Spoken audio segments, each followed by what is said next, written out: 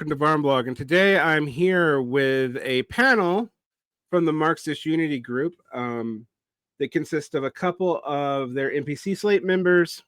I guess that would be Cliff Connolly and Amy Wilhelm, or Wilhelm. Do you want me to pronounce it German or normal? Oh, just the American way. It's good. All right, I'll do it the American way. And then Gene Allen and Aaliyah Van Pelt are joining us as well. And they are representing the Marxist Unity Group, which is one of the three caucuses in the DSA that I like-ish, as opposed to the other two caucuses I'm ambivalent-ish towards, and then all the rest of them, which I avoid. Although they will come on my show if they want to fight me. That's okay. And we won't talk about the ones that I like and like-ish, because other than you guys, because they're not here to defend themselves. But we're going to be talking about this in a kind of broad way. This has kind of a double function. One is to get the Marxist Unity Group's key points, your program, how you want to alter the platform of the DSA, what you want to do in the NPC out, as well as kind of a state of the DSA from your perspective, because the DSA has been a little wild in its messaging lately. Like, I feel like different committees in the DSA, I'm not talking about caucuses, different committees in the DSA are like at odds with one another publicly on X for everyone to watch, which I am of two minds about, because on one hand, I'm all about factions having, public debates. On the other hand, it makes it seem like the DSA doesn't agree on anything at all, which is an interesting place to be at this moment in time. So it also seems like the DSA has gone back into a growth mode. During the entirety of the Biden administration, outside of the first 6 months, the DSA was in a retrenchment mode. You lost, I think, about a fifth of your membership. It looked for a while to be worse than that, but then it seems to have balanced out, and it's now back on the increasing, last time I checked, at least from the official numbers posted by a couple of caucuses a few months ago. So there's all that. There's also the fact that we are in a radically different political milieu than we were even a year ago. And it feels like the left, which I've become very critical of people who in the left who talk about the left as if anyone understands that actually is anymore. But the left in America is shifting in a bunch of different ways, and it is unclear where it's going to arrive. So for a group like yours, this is actually a moment of great importance, because you have the ability to shift a left that seems to be somewhat floundering on where it should go now. It seems like both the workerism of, say, Jacobin Magazine, or even more workerist groups like, say, Class Unity, Caucus, and stuff like that, which I don't know that they exist anymore. And the sort of identitarian politics that dominated campuses, both those things seem to be fading from popularity, but you also have to contend with the fact that there is like a return to a progressive atmosphere on the left that seems very much of a both completely new, but also kind of, me as an old person, it reminds me of the Bush era left. So that's all my random observations. Let's have you guys introduce yourselves, and then we'll talk about what Marxist Unity Group is in your program a bit. So let's start. We'll go clockwise here. So let's start with Cliff. Yeah, sure. So I'm Cliff Connolly, he, any pronouns. I'm in Orlando, DSA. This is the 5th DSA chapter that I've been part of since I joined in 2017. I've moved around a good amount, done a lot of different kinds of organizing, tenant and labor union work, electoral work, ballot measure campaigns and candidates, organized against Cop City in Atlanta, where I'm from originally. So I've had a good deal of like different experience in very different sorts of DSA chapters because there is a lot of geographical variation in addition to sort of the caucus and committee stuff that you mentioned. So I am running for NPC as one of Mug's 3 candidates with Amy and Sid. And I'm really excited to see what convention does for DSA this year. I'm very optimistic. I didn't know you're from Atlanta. That's very close to my hometown. Anyway, Amy? Yep, my name's Amy. Use they or she pronouns. Yeah, I have lived in Seattle most of my life, and I've been a member of Seattle DSA since I joined. It started 2022. Yeah, before joining DSA, 2017, I think like a lot of people is when I got involved with the left. I actually joined Seattle Communists at the time. It was a base building group.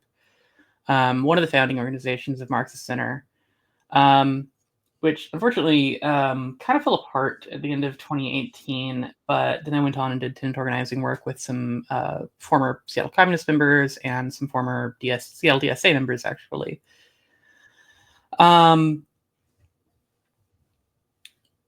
Yeah, since then, since running DSA, I've worked on a number of electoral campaigns here in Seattle, some ballot initiatives we've run, a couple of candidates that we've run, the Sean Scott campaign. He's a member of the Washington House of Representatives now. And I am an incumbent member of the NPC. I was elected in 2023, and I'll be running again this year. Looking forward to that.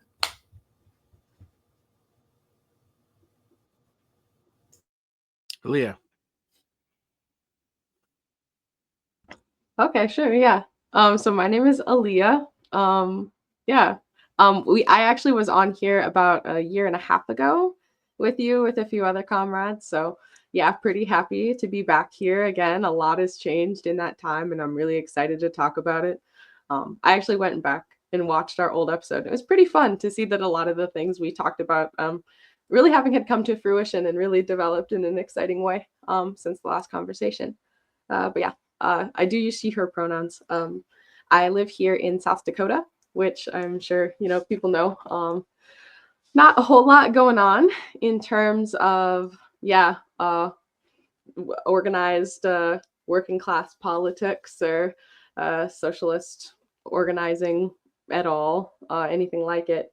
But yeah, so working on getting a chapter off the ground. It's been quite the challenge. We had some setbacks too. We talked a little bit last time about the budget, I believe, if I'm getting the timing right. So yeah, a lot happened with that. Kind of set us back, but getting that back off the ground, really exciting. We'll talk more about it, but even in our area, we've seen a boost. That's been great. Yeah, I've done a lot with Cosmonaut magazine, which you know about, and I think your audience does too, working as an editor with them. But then of course in January I was elected to the Central Committee of MUG, so I've been doing a lot more with that, and that's been really exciting. A lot of fun to get to just take on a bigger role within the group, and getting, which we can talk about more, but getting our publication off the ground, Light and Air, super exciting. Getting to do more with that as well. Yeah, it's a really exciting time. Yeah. Cool. Go to Gene. That's Gene. Hey, comrades. Gene Allen, pronouns are they, them. I have been a member of Rochester DSA 8 years this year. I joined in 2017. And I also joined, I was a leader of the chapter from 2019 to 2021. I was also a member at large of Marxist Center, and in 2021 tried to did my best to try to intervene to stop Marxist Center from falling apart. That did not end up working. It kind of ended up dying slowly instead of dying very quickly. But I stayed connected with one of the comrades who I was involved with from that. And that eventually brought me to Marxist Unity Group. I spent a lot of time as a member of the left, kind of like acting as if I had like a black box at the center of my politics. Like, I'm going to do this right, but I don't know what this is. And in 2023, I kind of realized that this that I was like resisting was a lot of the theses of Mug, is that, et cetera, et cetera. We'll get into it later. But this January, I was also elected to our central committee, and I am the interim editor-in-chief of Light and Air. And I've been thinking a lot the last month that, in 2020, I really wanted to help run a journal with like a very clear and transparent editorial line. And now I'm living that dream. So I'm doing great. I feel like every day that I'm on the golden path, bringing us to socialism or whatever.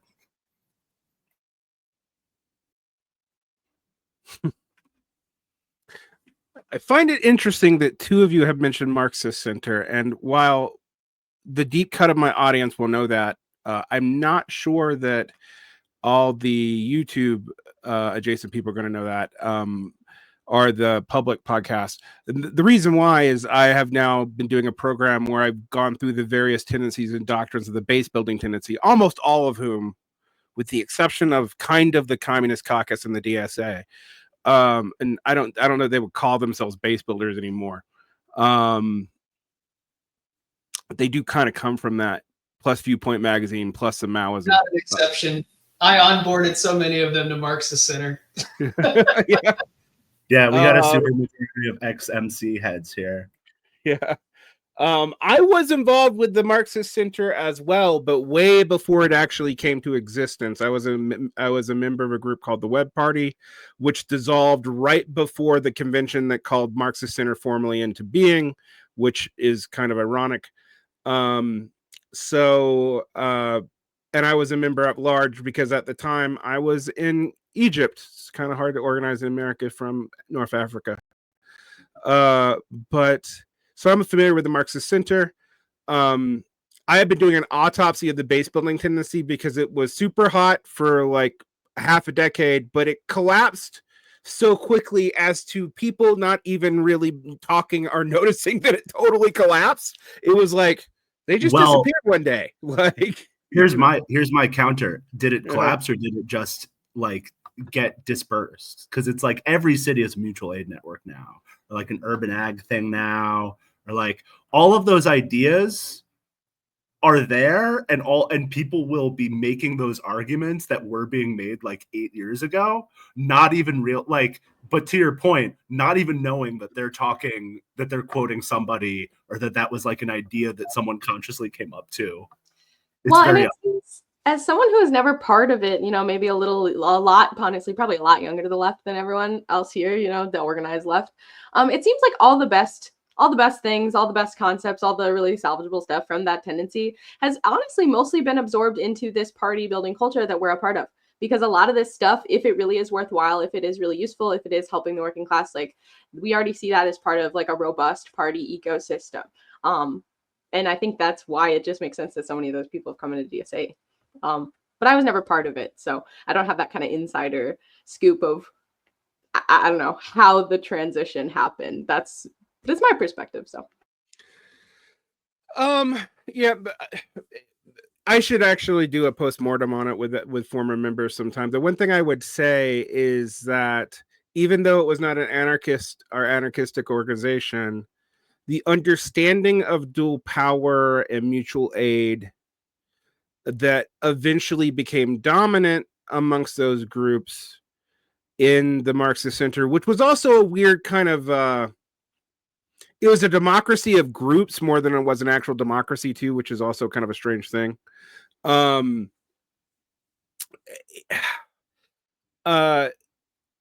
I kind of think they devolved into sub-anarchist forms of the thing. So like dual power, the way that we wrote about dual power in 2014 and the way that people implemented it in 2017 and then up and through COVID was like night and day different, because I'm like, no, you're not doing it to build a charity network. You're doing it to like reskill people and this, that, and the other. And that didn't happen.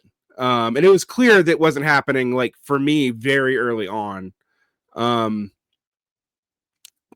I do find it interesting that so many of you were involved with that, because that is that you know, the Marxist Center was big. I actually couldn't get a feel of how big it got. But when I say big, that doesn't mean anything, because the DSA is big. Although we have to remind ourselves, even its 70,000 is in a country of 340 million, about 200 of whom are of age to participate in politics, 200 million of whom are of age to participate in politics. And yet the DSA is by far, by orders of magnitude, actually the biggest game in town. And so when we talk about something like the Marxist Center, we're talking about maybe 2,000 people, and that's me being generous. You know, the other sects that are large tend to be around 4,000 to 6,000 people, and some of them hit above their weight. Like I'm not going to name which ones, but we can all think of the ones that show up in every city. And yet, when you actually, if you actually can get a hold of their official rolls, they don't have that many people. Well, what's funny is that then they get reported on as if DSA did.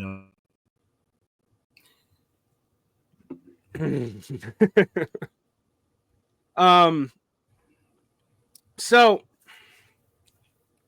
one of the things that you talk about in your, I'm going to talk about your draft program. I consider the draft program to be your guys' key document. Do you agree with that? And so let's talk about, like, what is the framework for your draft program? Why is it important? And what is the goal there? I can take it.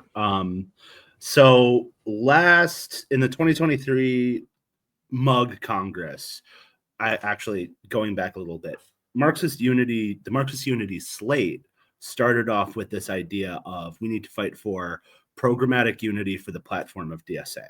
The problem with the platform of DSA in 2021 was that it was this kind of like this gigantic mishmash that like didn't really have like a clear through line, and had like people have all sorts of different criticisms of it, but because it was made in this process that was separate from DSA as a whole, and because of a variety of different things, it's a perfectly good platform, but it's not the kind of thing that if you said, we need all members to have programmatic unity about this, DSA wasn't really in the space to even comprehend that sentiment, but for that document in particular, it didn't make any sense. Then in 2023, 2024, you had the 4 Hour Rights Committee, which created the Workers Demand More pamphlet, which is now kind of acting kind of as a DSA program. We have a couple of criticisms of it, and in 2023, we kind of decided, like, what is important here is that we, at the very least, like, what's funny about this being, we're talking about this now in April, this is going to be released in June. We will probably have like done, this is going to be a different document by the end of it. But what we focused on was we need to have a program that talks about democracy. Because if you've been doing politics in this country for the last decade, you can see that, you know, how much the deck is stacked against us because we don't live in like a fully democratic country. That needs to be a demand, because we can't just keep on running against the wall pretending like it's going to work one day. We need to talk about that. We need to talk about a minimum maximum program, or it needs to be structured as a minimum maximum program, meaning that it needs to talk about the demands that we have, or like the broad, really big demands we have, but it also needs to have very particular demands that are about removing the ways that the state divides and disorganizes the working class, because the working class is in the United States is not yet capable of governing, both because we don't have free time, we're, you know, tired and stuff, but also because of the University of Rochester graduate students are on strike right now. At that strike, you cannot bring Palestinian paraphernalia. Why? Because they're reactionaries? No, this is like the Columbia of Rochester. It's because 11 of their organizers have been deported. It's because half of their union are migrant students.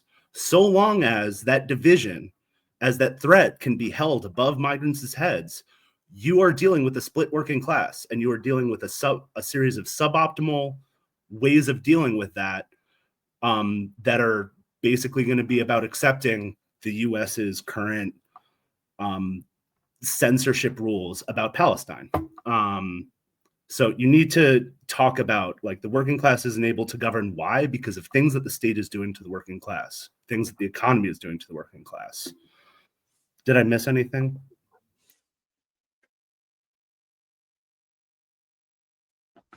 Oh, well, there's It a needs lot to to be say. complicated unnecessarily. It needs to be really long and like have really cool words and stuff.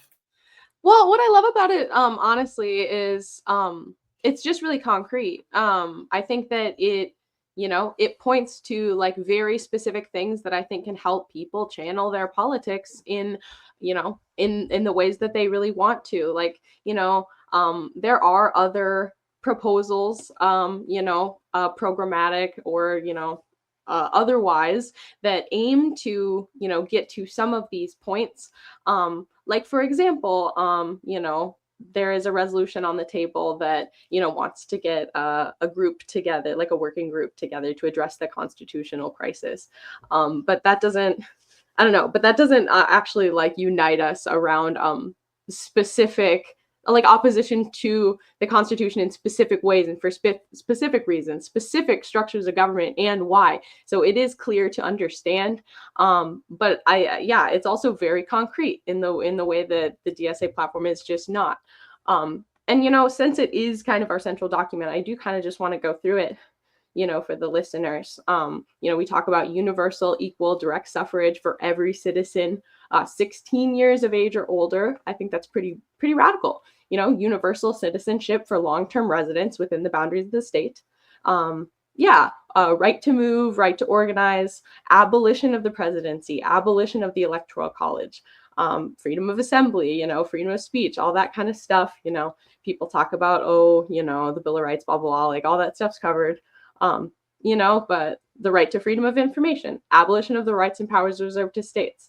Yeah, I don't know. There's so much here. I guess I won't go through all of it, but you know, we talk about the World Bank, we talk about the UN Security Council, we talk, you know, about like world geopolitical policy, you know, we talk about, you know, the medical aspect, we talk about infrastructure. Like, I really feel like it hits every point that we're trying to hit, but it does that in a way that's clear, easy to understandable, easy to explain to anyone at all. It is not vague. It is not vibes based. You know, we are talking structures, mechanisms. Like, it's very good in this way. And if we can actually get DSA to unite around this, like, it just becomes coherent in a way that it has never, ever, ever been able to be. And I think a lot of the counter-posed, but similar resolutions that we're going to be seeing happening at convention, I think, yeah, a lot of them are kind of trying to address this problem. Okay, yeah, do we need a program? What's that going to look like? You know, because I think that's just where we're at. You know, last convention, it was the party question.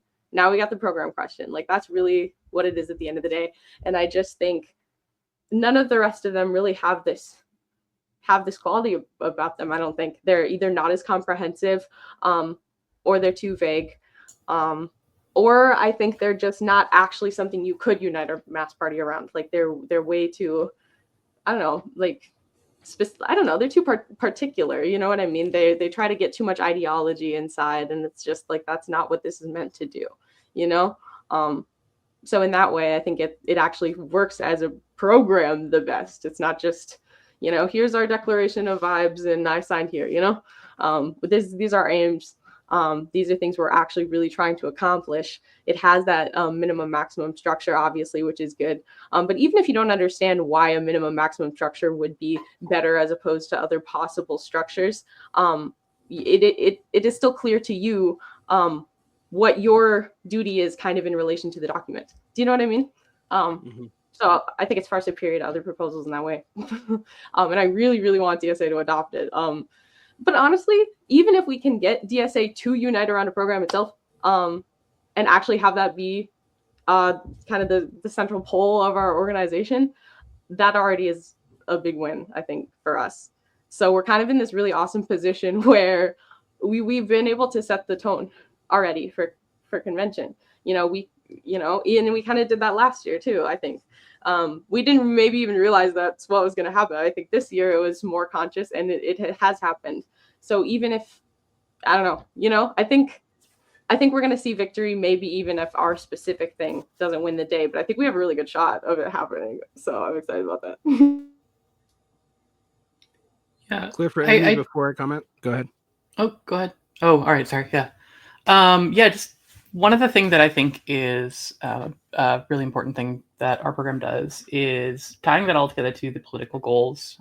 Because a lot of the time, and this is one criticism I might have of the Workers Serve More program, and really most kind of programmatic attempts at programmatic things, might be the better way to put that,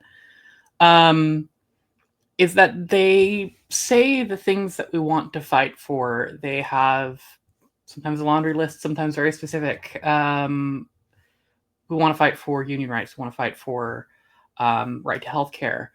One thing that I think our program does very well is it puts those inside of a narrative of we have to fight for these, and there are in order to fight for those, in order to win those, we also need to we need to fight for a democratic society in order to have that, because any gains that we make, they're fragile at best, and compromised most of the time. So I think that's a really important thing our program does, and is a thing that's really often lost in just putting forward individual demands, or just focusing on economic demands. Yeah, the way I'd phrase it is, of the DSA caucuses that believe in democracy as an end goal, MUG is the only one that sees revolution as a necessity to get there. And of the caucuses in DSA that see the necessity of revolution, we're the only ones that see democracy as the end goal. So the two things that we're famous for is our commitment to a program and our hatred of the United States Constitution. And what the program does is it gives us a roadmap to revolution, and it gives us the obstacle that we finally will have to get over to have a revolution, which is the United States Constitution, the basis of the United States government. And what the minimum maximum program specifically, what that format specifically gives us is that roadmap. It gives us the minimum circumstances under which we would be able to take power and govern. And it gives us the maximum program, which is the goals that we're actually aiming for. It also clarifies democracy as both the end goal, and as part of the process to get there, ensures the internal party democracy that we want to see in DSA. So it really wraps up the revolutionary tradition of democracy that I think socialism and abolitionism in the United States have always been a part of, and aims it, at a future that we can live in as a human species. Because I think absent a revolutionary democratic socialist republic in North America, we may not have a livable future. All right. For those of you who don't know, the min-max program is where you have immediate, well, it can either be a 2-demand structure or a 3-demand structure, actually. And the 3 demands: immediate demands, the minimum program, and a maximum program, which is more about orientation. So the maximum program is what you want to achieve ultimately as your political goal. The minimum program is what you want to do in the necessary steps. And some programs will also differentiate, like, we're demanding this right now, and this is what we'll do when we're in power. And then this is the ultimate goal of the program. The platform model comes from the American kind of voter political parties. And I will just say outright that I think the DSA's political platform, while it's a step above just relying on the DSA's constitution, which I detest, by the way, we could talk about why, but the DSA's political platform is not scoped like that at all. It's both highly specific and highly general. It is given to, and I'm not saying this as just a, like, I don't think everything that's progressive is bad, but it is given to progressive tendencies at a given times overlap with radical tendencies to be enshrined into your political movement in a way that is not actually super responsive to changing conditions, because it's both very specific, like there's specific laws that you want to be reversed in here. There's laws you want to pass, like a reparations act. And a lot of this stuff seems specific, but when you actually think about it, it's not all that specific, and it's very recuperable because of the use of progressive language. I still think it's better than what you had before 2021. But the DSA, I'll tell you how I periodize it. I know you guys have a periodicity in your program, actually, but I think of it as a Harrington period from when the Harrington group and the post-Camejo group came together in the 80s in New York. And then there's basically 30 years of that. And, the DSA growing very fast, about 5,000 members, and then staying at that for 2.5 generations. Then there's the Jacobin period, where Jacobin magazine comes on. Bashar Sankara gets involved in the DSA when it's still relatively small, because Bernie Sanders is there, and Barbara Ehrenreich was a member emeritus and stuff like that. And you build up to the Bernie period, which I think I agree with you guys, is from about 2015 to 2020, where it looks like the DSA is both floating a dirty break, but also is primarily functioning as an influence group within the Democratic Party. And there's the washing up on the shores of reality period that I call it, that when, like, oh, the Democratic Party's back in power and everything sucks and our members are leaving. And that led to things that I think are actually good developments, like trying to establish a platform so that people at least have somewhat idea of what you believe in. The debates around a program. I remember when I used to do one of the side effects of my work with the Red Party in 2015, 2016, is that I literally read the programs of about 100 different communist organizations to come up with, like, guidelines for, like, the different models and flows of programs and platforms and whatnot. I came to a similar conclusion to you guys, that actually the classical min-max program is probably the best one, although I did have a framework where I was like, maybe you can have like an intermediate level demand too. I don't know. But when I would go and teach this to various groups, because I would go and speak with various groups in person when I came back to the States in 2017. And for example, I did a whole workshop with New Orleans DSA on programs and their historical meanings and why they might be important. The immediate response that I got was that it would split the DSA as soon as you did it. And my response to them was, well, I hope that doesn't happen, but frankly, I don't care. It would be good. So, but I'm not a member, so it doesn't matter. What are the various, I mean, you've been kind of hinting around this, but what are the various blocks. You don't have to mention specific caucuses or committees, but what are the various blocks of advocacy in the DSA right now? Because the caucuses, frankly, and the slates change so quickly that it is kind of hard to keep up. I was actually going through the various caucuses from 2015 to like 2024, and I was like, I don't recognize, like, half the ones that you started with are gone. Some of the other ones are now almost quasi-independent groups, almost outside of the DSA.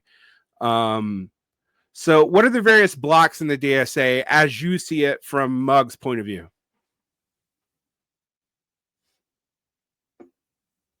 So there's the good guys wing that does mass. I'm just kidding. So the way I would characterize it is there is a clear left, right, and center in DSA. I say clear. There's nuance to it for sure. But we have the right wing of DSA, which I would characterize as Socialist Majority Caucus and Groundwork. Sort of North Star, like way further to the right of them, but they're not really relevant. And then in the center, I would say Bread and Roses pretty much holds the high ground of the chessboard right now in the center. And then on the left, you've got Mug and Red Star and a lot of the other caucuses that don't have NPC representation at the moment. That's broadly how I would characterize it. Of course, there are major differences between everybody within those general wings. I don't know when this will end up getting dropped, but like as we're recording, there's a bunch of polemics between caucuses being dropped, which is great. It's clarifying lines and stuff. So that's broadly how I would characterize it. I think there's a right, left, and center. I kind of doubt that that's going to hold over the next 2 years. I do think that this convention in August 2025 is going to switch things up a good deal. But we'll see what happens. I can't predict the future. I'll say so far from what I've seen, and I think this is probably subject to change very quickly too. So just, I mean, who knows what's going to happen between now and when it airs. But in terms of what we're actually proposing going into convention, I haven't seen a lot of stuff that's designed specifically to like strongly oppose the major stuff about what we're doing. Like I don't know, even like on the right, like I don't think we're seeing like a ton of, there aren't all these others proposals coming up to try to stop us from getting to adopt this. I think it's more about defanging everything. I think it's more about kind of being like, yeah, we all agree with that, but like let's totally make it impotent and kind of worthless, and it's actually not doing the thing that we want to do at all, but we're still calling it that though. You know what I mean? Like I'm seeing some of that, like, and that's, so it's like it is, I think, a specific strategy of opposition where there's enough on it, and I see it as a sign that really the majority of DSA, I think, is really kind of riding this wave out. Like, I think they don't quite have the numbers. So I think what it has to be about is either like seeing that, okay, these ideas are popular enough that they're just going to go through. So how can we make them just kind of pointless and worthless and make sure nothing actually changes? Or yeah, I don't know. There's a lot of right. Yeah. Like there's been a lot of writing against us. A lot of kind of, oh, this idea is stupid, or this is bad, or they're dumb, but you're not actually proposing alternatives. You know what I mean? It's just more like delegitimizing our stuff, but like, what's the alternative? You're not really putting forward anything compelling, So it's, and I think the opposition likes to be uncharacterizable almost in this way. They're almost like a pure opposition right now. And so I don't know if it's like a challenge or what, it's too much, but I just kind of feel like, hey, where's the heat? I'm honestly not, I don't know.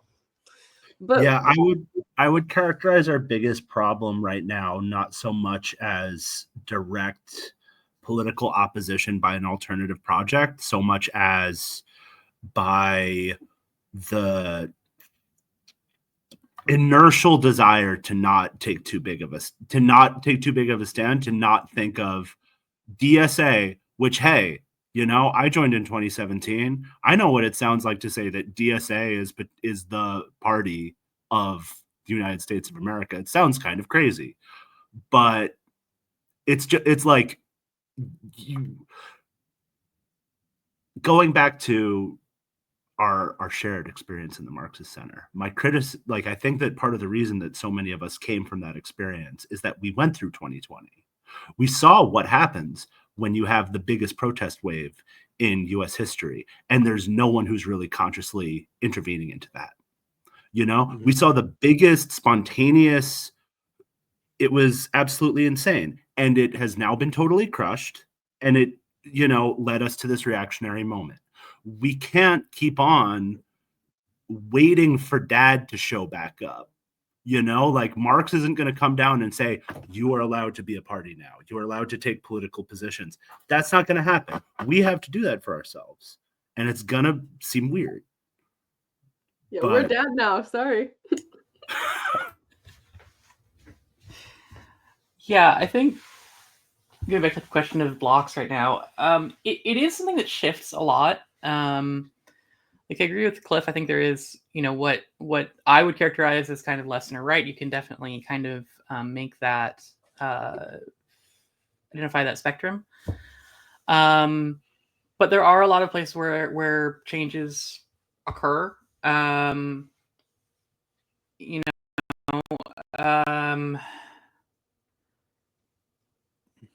I think that one of the major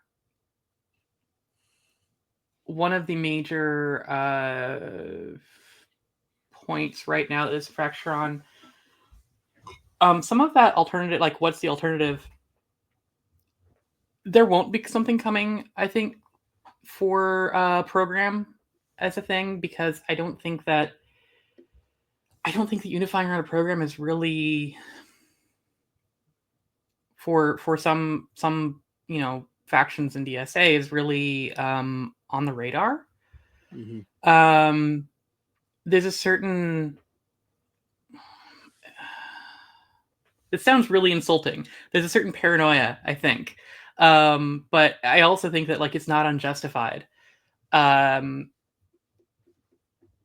Part of the alternative proposal is, well, we have to fight Trump and we have to do anything we have to do to fight Trump because we can't do anything until we defeat Trump. And that really is the it's kind of the Liberation Road idea that well, you know, we have to defeat Republicans first, and then we can start thinking about implementing socialism, because Democrats, for whatever reason we believe, won't come down so hard on us. I think that, you know, 2024 should disabuse anyone of that notion. If nothing else over time did. But I think that is kind of a major fracture point here, is we want to talk about what we want to be doing and how we want to be, what our goals should be. There's definitely a block of very defensive, like how do we kind of a perspective of how do we continue to exist, how do we avoid having the state clamp down on us in some regard. That's not exactly right, but how do we survive it if that happens, that kind of thing, which is important, you know. But I think a lot of that can sometimes turn towards, well, we need to talk to other national organizations that, you know, maybe face that kind of thing, like Indivisible. Okay. And then I think one of the other things that is kind of conceptual opposition to a program is an idea that looking forward and making long-term plans can get in the way of doing good things now. And I'll just say, I think I have a big problem with that, because I think that having a program, having that strategy has to inform your tactics. You know, an understanding of, I think that an understanding of the function of the state has to inform how you fight for reforms and what you believe they will actually do. Otherwise, you wind up claiming wins for things that are compromised before they pass. And I think that is, maybe when we get down to disputes within the DSA, I think that there are probably some examples of that. Yeah. I think a lot of the opposition to just the idea of having a program at all for DSA comes down to something Amy's talked about a lot, which is just the lack of trust that exists in the organization. I think that the right wing of DSA basically sees the program as this Trojan horse to bring purges into DSA. So once we have a program, we can go, hey, get on board with every facet of the program or we're kicking you out of DSA. I think that, first of all, like I wouldn't begrudge anyone having that fear. I think that it basically makes sense given just the total lack of trust between DSA members across political tendencies right now. And I hope that, we can change that moving forward. So it's understandable. I think for Socialist Majority Caucus comrades in particular, it's like they just don't see any need for a program. They're like, what could we possibly gain from this, except the ability to shrink the tent and kick people out. So I think that's where the fear comes from for them. I think for groundwork, they pretty transparently have said in the past, like, we think the tent is too big. Like, there are people in DSA that we don't want to be in DSA. We need to get them out. And so they feel that way about a lot of us, I think. And so when they see us bringing a program forward, they're like, oh, like, I would kick you out of DSA, so you must be using this to kick me out of DSA. So I definitely have more empathy for the SMC comrades' concerns about the program. But yeah, I think it's all basically a consequence of just a baseline lack of trust in the organization.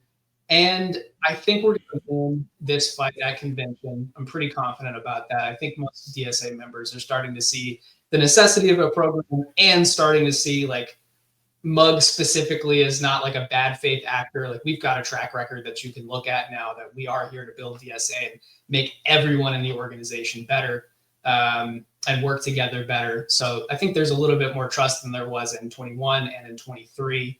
So that's number one. I think we're just straightforwardly going to win this fight and have a program. And I think that in and of itself, when we win that fight and then we don't go, all right, we tricked you, get the fuck out of here, people are going to be like, oh, okay, like, maybe we do have a reason to have some trust between each other.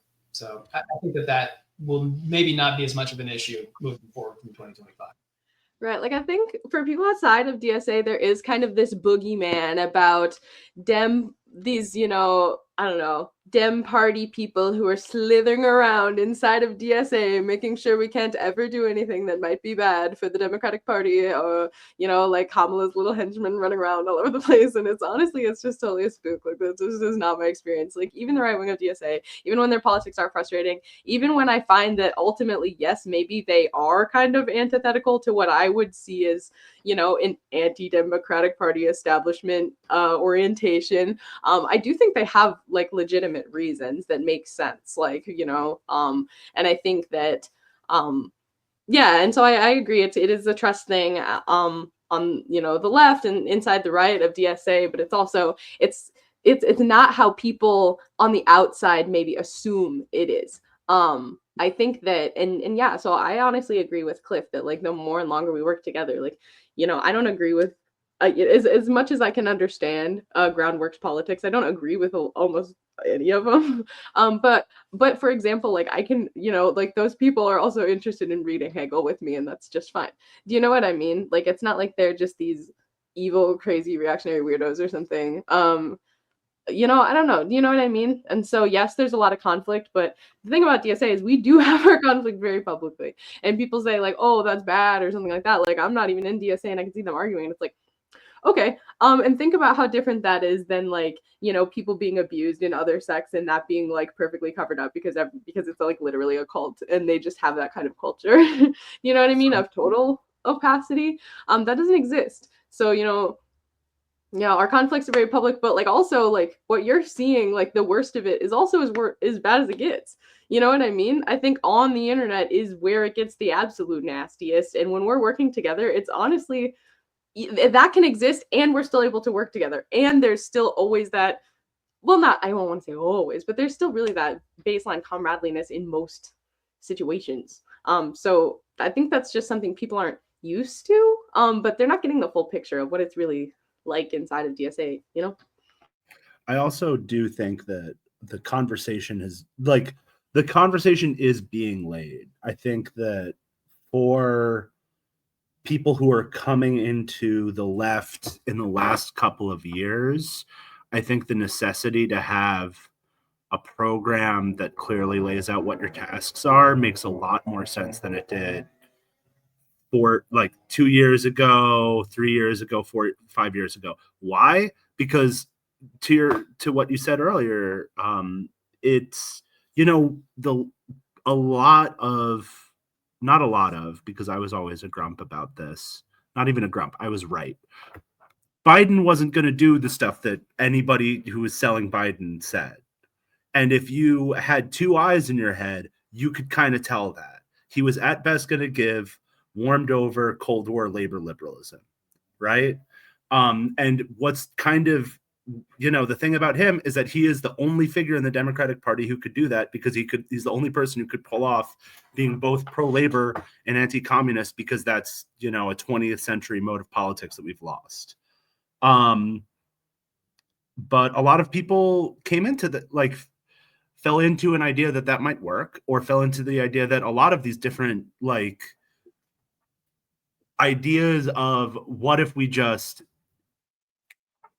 nationalized healthcare, for instance, or statified healthcare or something like that. We've gone through a lot of these struggles for meaningful reforms, and what you start to see is that, I don't know, the American state is designed in such a way that power is only in the rooms that you're not in. And if you don't acknowledge that, at a certain point in time, people are going to start getting demoralized. I know so many comrades who were involved in DSA before 2020 who got totally demoralized by when is this mode? When is this idea of like a left populist victory of economistic reforms? When is that going to happen? Because it doesn't seem like it's happening, and nobody is giving me a reason for why it's not happening. That doesn't just lead into, well, you may as well just, you know, smoke weed and play video games, or you may as well just, you know, travel the world and eat good food, because if this isn't working out, then and you're an asshole for even thinking it, then what are we doing? I think that there's the space to have that conversation in a way that there just hasn't been previous. I mean, there's a lot there. One thing I would say about it is there does seem to be this new paradigm emerging. And I'll just start with an anecdote. An argument that I had online with David Griscom of Left Reckoning was about the protest of Bowman and AOC during the Palestine situation, and which I said to David is like, you're making this out to be a big deal, but the current Bernie politics is so subsumed to Bidenism for whatever reason that I don't think it's going to matter one way or the other. And you should just let people speak their conscience. It's not cool to be shaming your own side while also trying to pull a similar, we should be able to be insider outsiders with the Democratic Party while telling people in the DSA they can't do the same thing. And the reason why I bring that up though is I was right. I saw the Bowman rally in New York, Greater New York State, which is a DSA stronghold. There was 500 people there and 50 people protesting it. The reason why I bring this up now, though, and I want your response about what this means for the DSA is, I've been reading Ryan Grimm's reporting on AOC. She's been distancing from the DSA for quite a while. It doesn't seem to, you don't hear as much talk about the squad, but you have this whole fight oligarchy campaign that is going on, where people who last year could only draw 500 people in a major city market are now drawing, well, they literally drew 1/5 of the population of Salt Lake when they came here, which is crazy. But I will tell you that my response to it, while I'm not, it seems like a very different thing than Bernie from 2015 to 2020, or even to 2014 to 2016, in so much that like the talking points are way vaguer. There is more coalitions with the Progressive Caucus. Like I saw Ro Khanna speak at one of these things, and it does not seem like even the right of the DSA, such as Groundwork, has really invested that much into this. But it does seem like a lot of people who are new to the DSA are going to come from that to you guys. How do you address that, get them into a new culture, and without shitting on what AOC is doing, but also making it clear that like your vision is a lot more than just fight the oligarchy in some vague, nebulous way? I mean, I don't even think we're opposed to shitting on it. Are we? I don't know. Like, I see plenty of shitting on what you can shit on it if you want to. There's a needle, I feel like. There is a needle, and I honestly don't even care to do that particularly. But at the end of the day, like, AOC doesn't have DSA's national endorsement anymore. That just isn't the relationship. And national DSA is like the absolute best case scenario is that it's incredibly split on a maintained endorsement and relationship with NYC. So and that's not like 100% of the folks in NYC DSA are even, pro this relationship.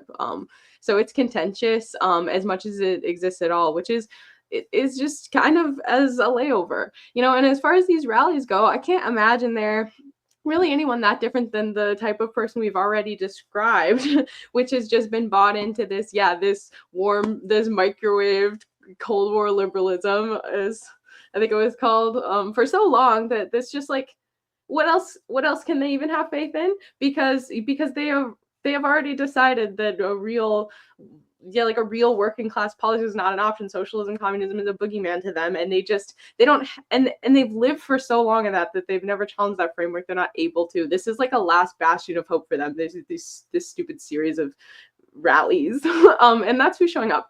But in terms of like the youth, I'm sorry, but who's like, do you know what I mean? Like, those crowds are old. They're not politically engaged. They're not the real like base. Like, those are all just, so whatever. But I don't see that as being a thing, because like the kids are at home and they're on their computers, or they're out or wherever, but they're not at these rallies. And I don't think it's of interest.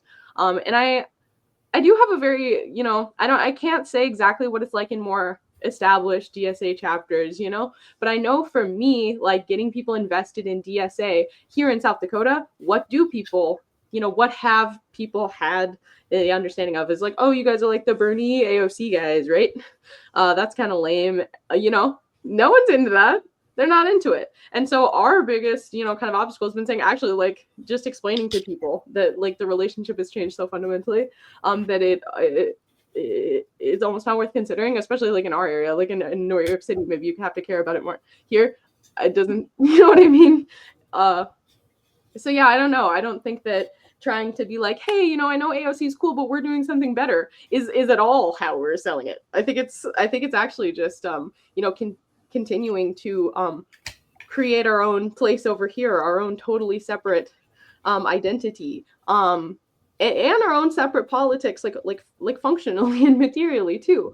Just saying, no, these huge stupid rallies aren't what we're doing. We're doing way cooler stuff, real stuff that's actually going to make your life better. We're not just standing up on a pulpit like and think about, like, I'm sorry for blah blah blah, but like think about when they sat down with Hassan. Okay, Hassan, like the kids love Hassan. That's like the young, politically invested, even the normies, right? Like they're watching Hassan. He's hugely popular. They sat down with him and he was genuinely excited, because even he's like the youngest example of someone who really was like, oh, AOC and Bernie, that's going to be it. Right. And they barely gave him 5 minutes. It was egregious, actually. Like you could tell they couldn't even believe like their own bull crap. AOC walked out like halfway through.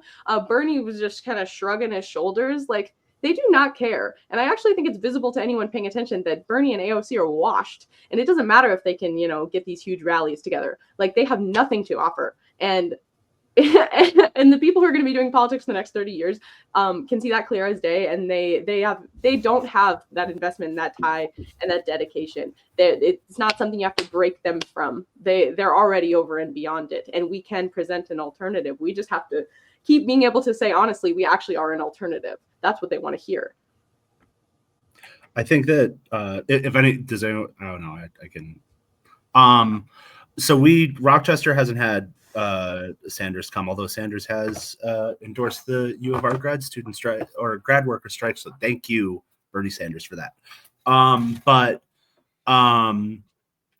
we have had the 50-51 and the indivisible protests, and we got 69 signups, but it is, it's it's like the return of that Geezers for Peace Bush era protest demographic and it's likely a lot of the same people. And then there's like a lot of middle-aged people. And what you see when you go to these protests, which is why I'm like, there's a needle that we need to thread here.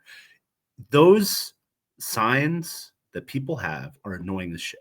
I'll just say it. It's annoying as hell. I really hate like the attitude of like, stuff's messed up because I'm here, because it's like, yeah, dude, you're for sure. Everybody who was involved in politics a second before you is a complete idiot weirdo. You're the only, protagonist of reality over here. But all of it's like people are declaring, I am desperately trying to figure out what's going on in the world. Like liberalism has fallen apart as an ideological force. I am trying to find some direction. That's what people are trying to declare, which my position on that is cool. Then why are they lecture series and not seminar? Like, why don't we just have discussion? That's because these are from largely liberal groups who don't view that stuff as important. But with AOC, I went to the 2024 DNC in Chicago, and like her saying that we're working tirelessly for a resolution in Palestine was a lie.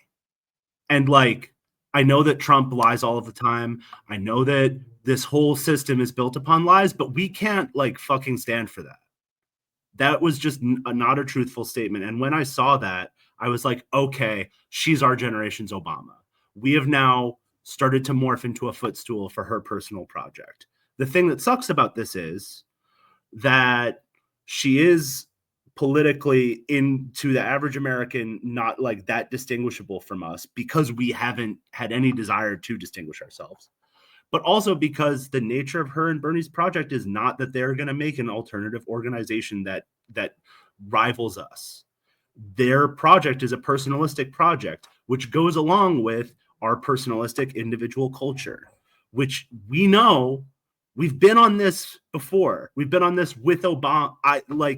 In college, every time that there was a fire alarm, we would chant Obama because that was the last time that many people were out on the quad, Like, I experienced that. I saw that with, other figures since. We need to understand that we're the protagonists here, not like this other person. And I also just want to say that there's, with the much vaguer anti-oligarchical message, I think that we need to actively move past this left populist moment that we've been in for a decade. Because this idea that we're going to do socialism if only we ignore these controversial political issues, like I said with the U of R grad student stuff, it's dead in the water. It's like, for the same reason that no socialist, despite it like intuitively making sense, that like dozens and dozens and dozens of organizations have tried to be the homophobic socialist organization and they can't get it off the ground. We can't be doing this stuff with Palestine, like just kind of amend and abridge Palestine and migrant issues out while people are being thrown into Pacifica Birkenau.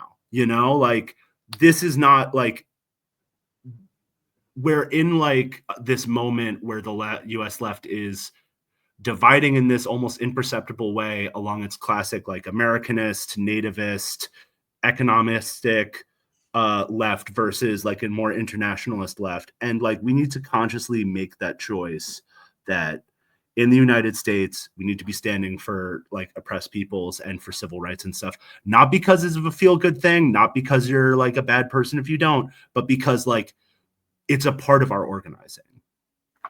Yeah, and I think, you know, you talk about the internationalism. I just one more tiny little thing, but I think that is so key because, you know, I think we have, you know, these, you know, relationships, and they obviously could be a lot stronger, but we do have connections to, you know, these similar, you know, party building efforts that are emerging in other places around the world. You know what I mean? And we can point to that and say, like, look, like this is something like, you know, we're all doing together because people recognize that it's a whole world problem. And even if Bernie and AOC had like a much more socialistic, much more even, you know, they would never have a, you know, they would never have a revolutionary program. That's a totally different conversation. But you know what I mean? It was way stronger in terms of like real, legitimate, awesome reforms for the working class and for, you know, all citizens universally in this country.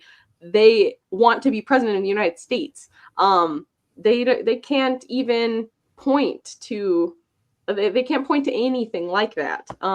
You know, they can't even promise the world, you know, even if they could give the country. And we, you know, that's something we actually can do. And we can say, look, we're building this right now with other just like regular people. You know what I mean? They can say fight the oligarchs, but what's the alternative on a global scale, you know?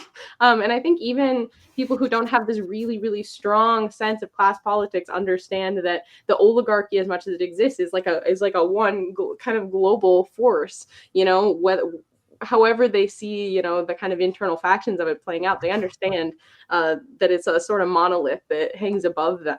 They feel so hopeless about that, and they know it's like it's too big of a problem for them to possibly, you know, solve. And that's like, yeah, we're gonna need everyone, you know, and then they can't offer that, and they don't want to. They never would. Yeah, I think the closest they get to that is like Gene said, you know, with because it's a very, very individualistic project, and it's all about the individuals. You know, Bernie sent out an email, a run for something email, basically, and that doesn't get you anything. You know, I had through a chain of mutual acquaintances, I happened to have dinner with a former candidate for city council here, who just bounced off the Seattle DSA endorsement application because it's like, are you DSA member? Are you going to commit to help build DSA? And like, are you going to work with DSA members? It's like, I'm not interested in a party. I don't want to, you know, I don't want to do that. And it's like, well, you're not the kind of candidate we're looking for, you know? And I think that's someone who will respond to the call to run for something. It's not going to be the kind of candidate that we're looking for. It's not going to be someone who wants to help build a project and make a difference collectively. You know, that call is you personally, you can make a difference if you get in office. And that's not Bernie really didn't. true.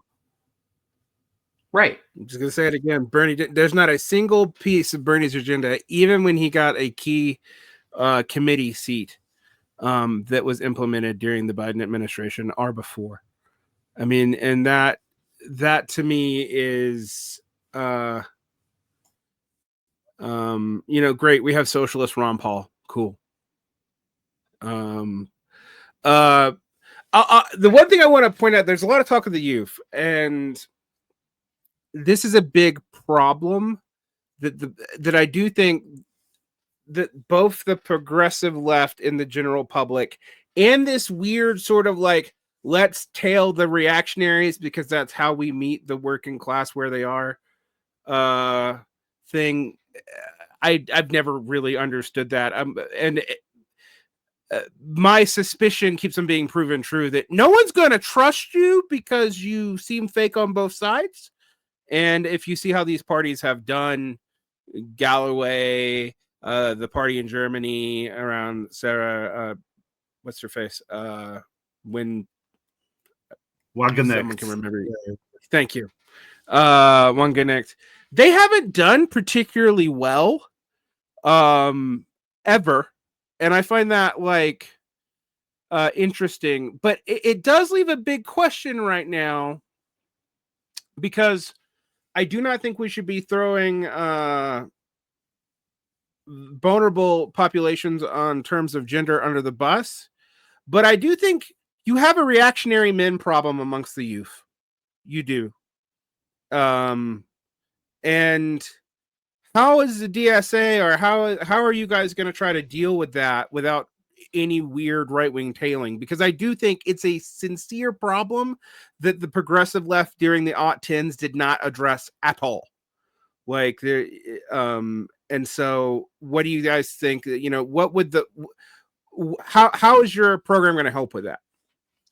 I want to wrap these two questions together because I think they're related. So I'm going to back up a little bit.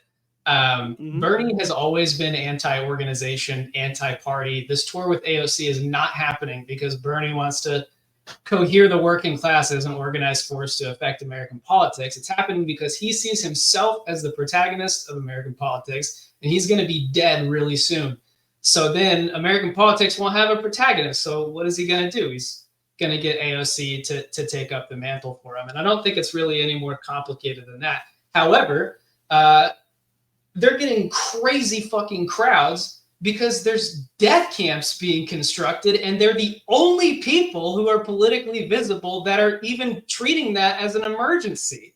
Not because they have any kind of solution. They're just the only people who are acknowledging reality at all. So what we need to do as DSA is fucking show up and be there, even though they're wrong and the people in the crowds have a lot of incorrect political ideas. One of my friends a couple years ago moved to Chicago from here in Orlando. I've moved around the country a zillion times, so I went to go help him. It's not one of my friends, it's my best friend. And he packed his U-Haul like all fucking wrong. He would not take any of my suggestions. It was going to be a nightmare. And I was driving with him to Chicago.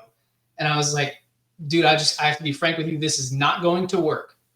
We are going to have to stop like 5 times between here and Chicago to like put your things together, and your shit's going to get broken, and it's going to be a fucking nightmare.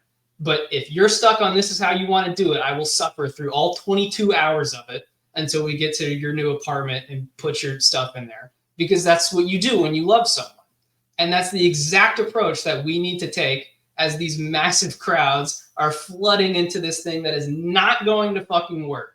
We need to show up. We need to say, hey, you're right that this problem exists, and you need to come into this organization because it's not Bernie or AOC that are going to solve these problems. It's you. It's us together. And I think that Mug actually has a great resolution, which I think Gene is actually the author of for this convention, the Democracy for All resolution, which is all about creating a national campaign to win voting rights for everyone 16 and older, including incarcerated people, including convicted felons, including non-citizen residents. That is a fight that's going to appeal immensely to all of these, kind of liberal, progressive people who are fired up, showing up for Bernie and AOC. It's going to appeal to them. It's something they're going to want to get involved in. And unlike listening to Bernie or AOC bloviate about their ideas, it'll actually fucking do something. So I think that is a big solution that we can bring. In my chapter in Orlando DSA, I've seen a crazy, second Trump bump coming from these like 50501 protests or whatever the hell they're called, and the Bernie and AOC stuff. We're getting a lot of people coming in, and the issue now is not recruitment. It's how do we, onboard and develop and deploy these people into something that actually makes a difference. So I think that really addresses that. And the reason I think this is related to like, why is every 19-year-old boy in America like a Nazi now? I think they're related issues, which is that if you're a 19-year-old boy or literally anyone else, your life fucking sucks. And everyone is pretending that it's fine, and you're dying. So you're just going to latch on to whoever speaks in a way that you can understand. And if you're a 19-year-old virgin who wants to kill himself, that's Andrew Tate. And if you're a 44-year-old wine mom, it's Bernie Sanders or AOC or somebody. But if someone comes and presents to you a program and a set of fights that can actually make a difference, you might change your mind because you're really not committed to whatever branch you've latched onto. You're committed to being able to fucking breathe. So I think that just showing up and saying, hey, you're correct that there's an issue. But this is the actual solution to that, and not the bullshit that these people are selling you on the internet. Yeah, I mean, I don't know that Mug has like a particular line on the exact reason this is happening, but like, even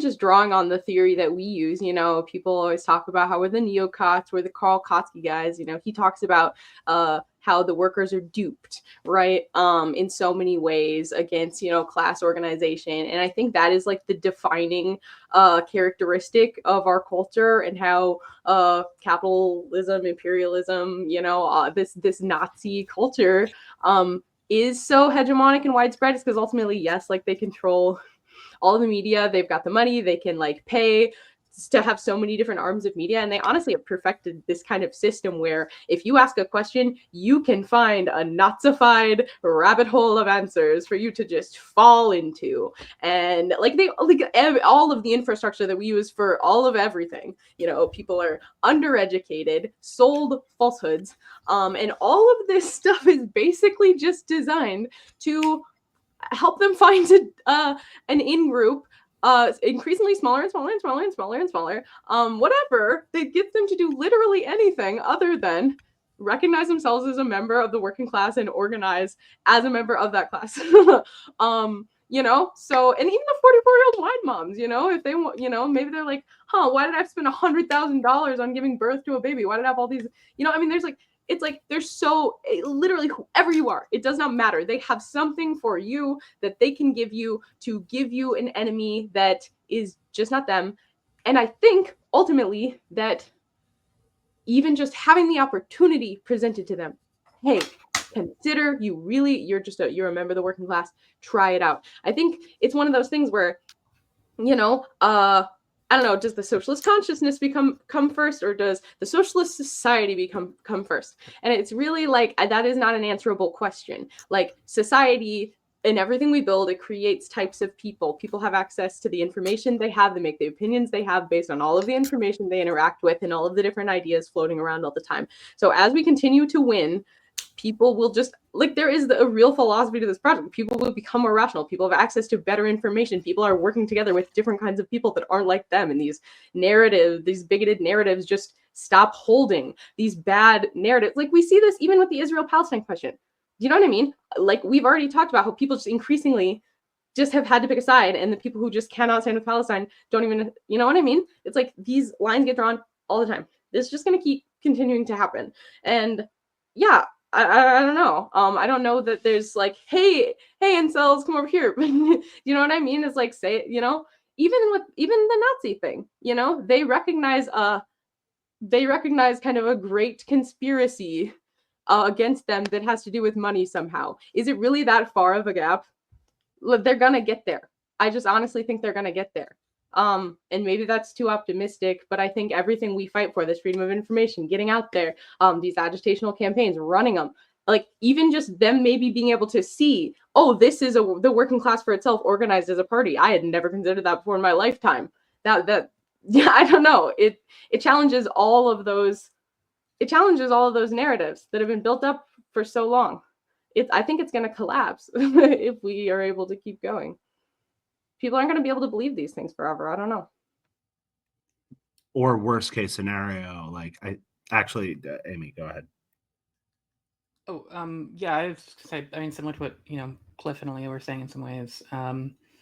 Yeah, I think that, you look at the right, you look at the more overtly Nazi or fascist types, but you look at anybody on the right, and how that gets popular. All of that comes down to a recognition that like something is wrong. The state doesn't work. The system that we live in is fucked. It doesn't work. It never has worked. Does not work for the people. And I think I have had self-proclaimed Marxists in DSA say to me, or argue that a major task for socialists is to build up trust in the state, and that is the opposite of what we need to do. Because the reason that people turn to right, the reason that your average person, not someone who's ideologically committed already to the project of you know, the varying neo-reactionary projects, right?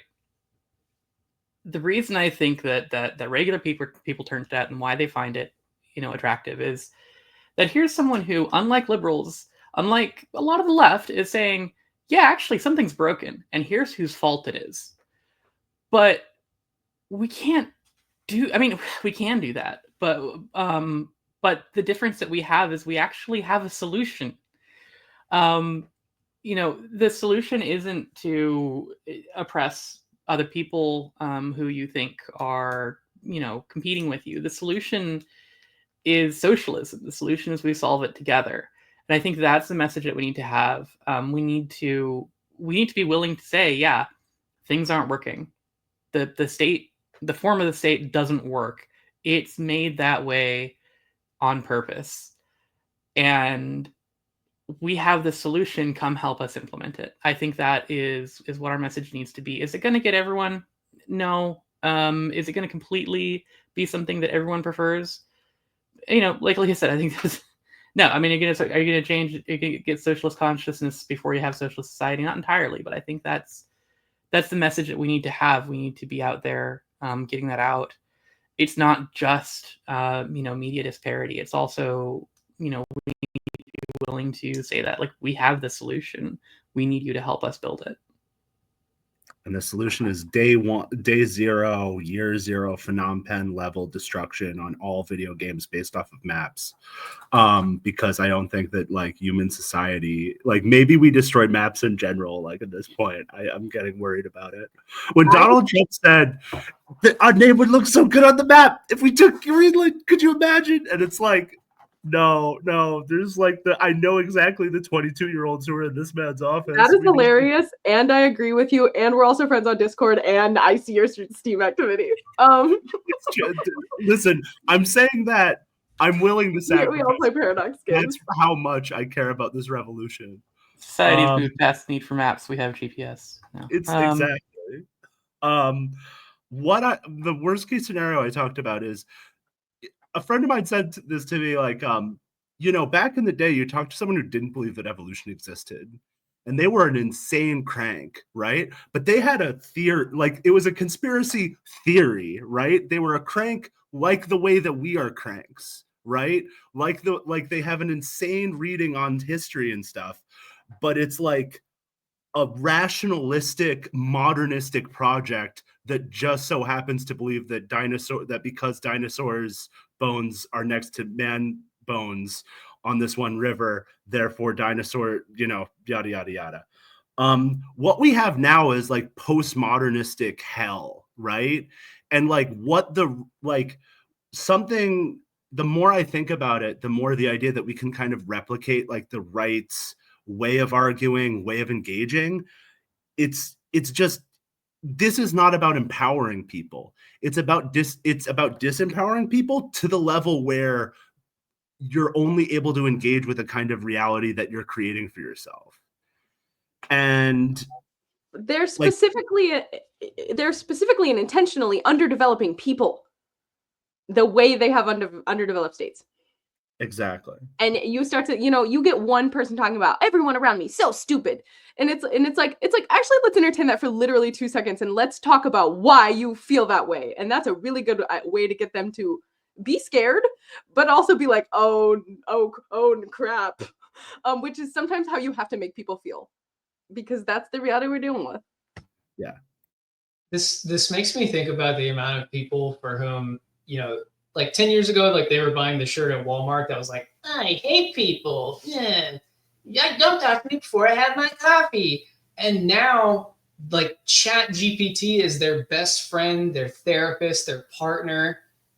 There's gotta be people who have like an Andrew Tate Chat GPT, you know, that's like trained to that model, basically. There are human beings that no longer live in reality. Yeah. I don't exactly know what to do about that. The way that things kind of orient themselves now around like whale hunting, of like finding someone with an addictive tendency to like be like, here's another microtransaction. It's only $5. It's only $15. It's really disgusting. I will say it is funny now that the same kind of person who said not seeing a lot of ladies and people of color here are now like, where are all the 19-year-old white maladjusted guys, you know, at the same person DSA meeting 7 years apart. Well, and just one way I'm just reminded really recently about how maybe having like, yeah, this specific class of people controlling like all infrastructure completely, and like at this point our whole ability to learn anything at all, like literally just our access even to the symbolic register at a certain point is like owned and sold back to us, and that's really problematic. Like I was trying to read this like just an article on my phone, and I literally couldn't do it because this pop-up AI ad kept coming up with like this grotesque like AI illustration of like this just kind of like mild phobia I have, and it's not a super big deal. It's just part of my particular consciousness that the algorithm has picked up on kind of, you know, randomly through my search history, and now it's like we're going to use this to just kind of terrorize you. And so instead of reading this article that you would like to read, learning about something in the world, you could just look at this just horrible weird image of bugs until you give up and decide actually you just don't need to read it.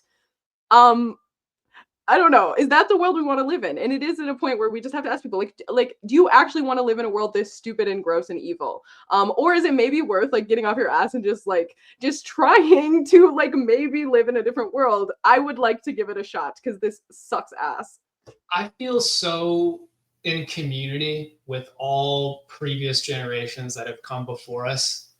Because like 10 years ago, I was like, isn't it funny and stupid that every generation thinks the world is ending when they're alive? And now I'm like, oh, yeah, I completely fucking get it. And just this artificially imposed dark age, like it is at a point where we have to recognize, like we just, you know, all of these things that we say, oh, well, you know, at least I get to listen to the songs I want whenever I want, and I get to read when I want, and I get to watch all these cool movies, and I get to be entertained all the time. Like, look at all my breads and circuses and all my treats, like it's amazing. Those are like revocable in like a single second. And you might be, you know, maybe we should talk about just the fact that they could. You know, and you think, oh, they won't. But they can. I think that Liberation Day is like going to be the marker for the end of postmodernism, because it's like you can't. I said this in Red Sincerity, Enlightened Air, but like Donald Trump is like the postmodern like orator of our times. There's not even, you have to do Baudrillardian readings of everything that he says because there's no proper nouns in anything that he says. You have to like be a college literature student for like the president's statements.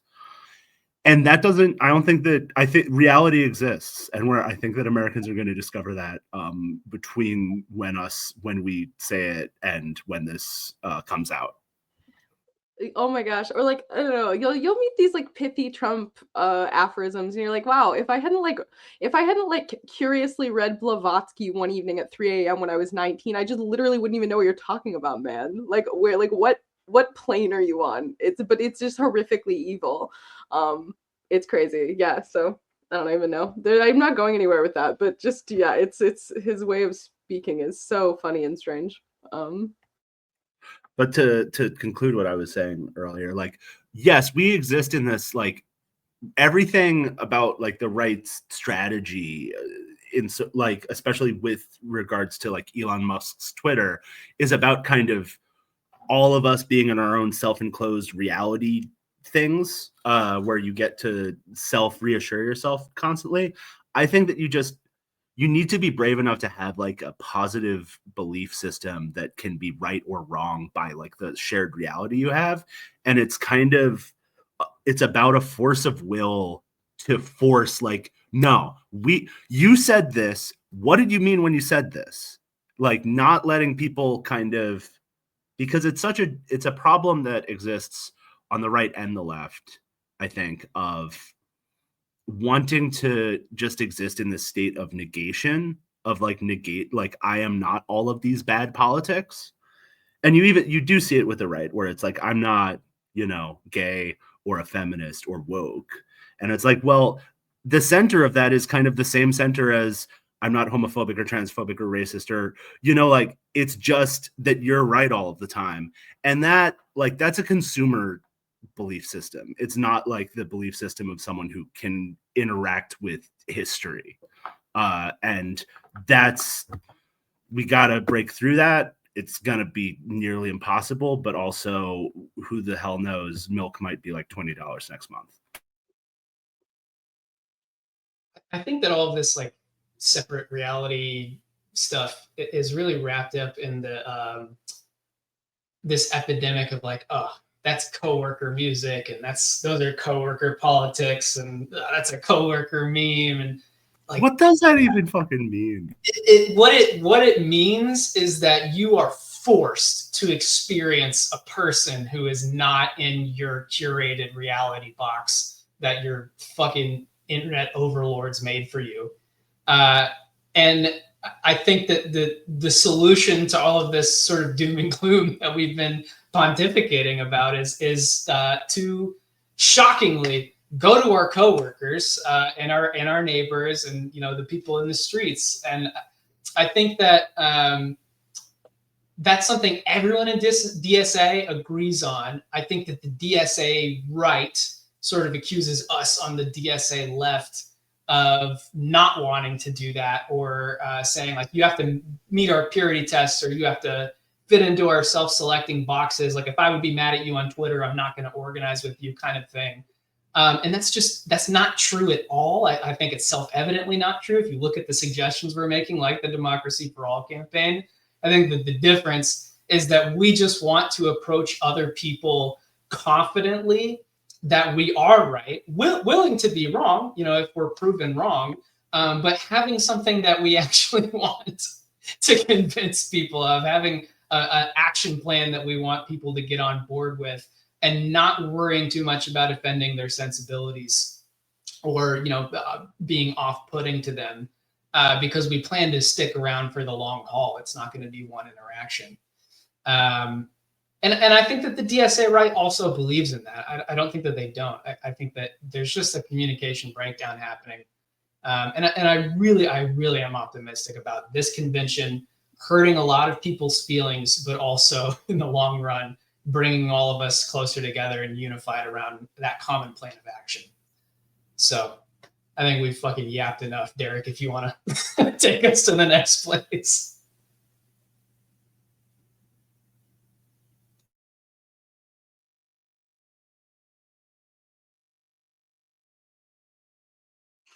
Well, I mean,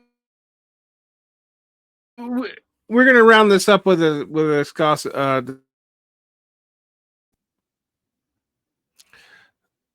So, with the Sorum Adani campaign, what is Mug's stance to that? How is that helping or hurting the DSA's work? And there's a lot of resources being at the moment. It doesn't look super great since Cuomo's come back and gotten business union endorsements and whatnot. But what is Mug's stance to that, and how does that relate to everything else we talked about?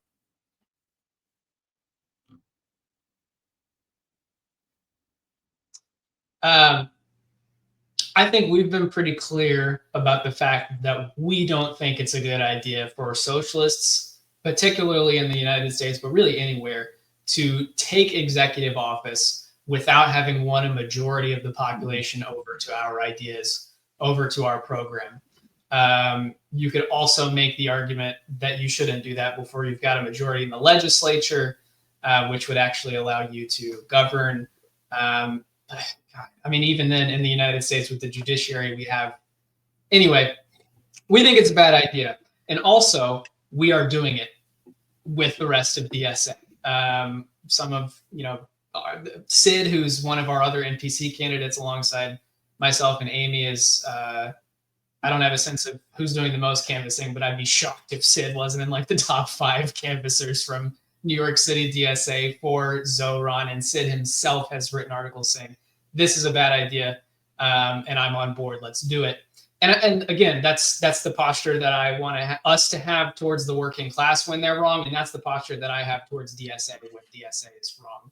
And I think that that's correct. I think it'll be a fucking disaster if Zoran Mamdani becomes the mayor.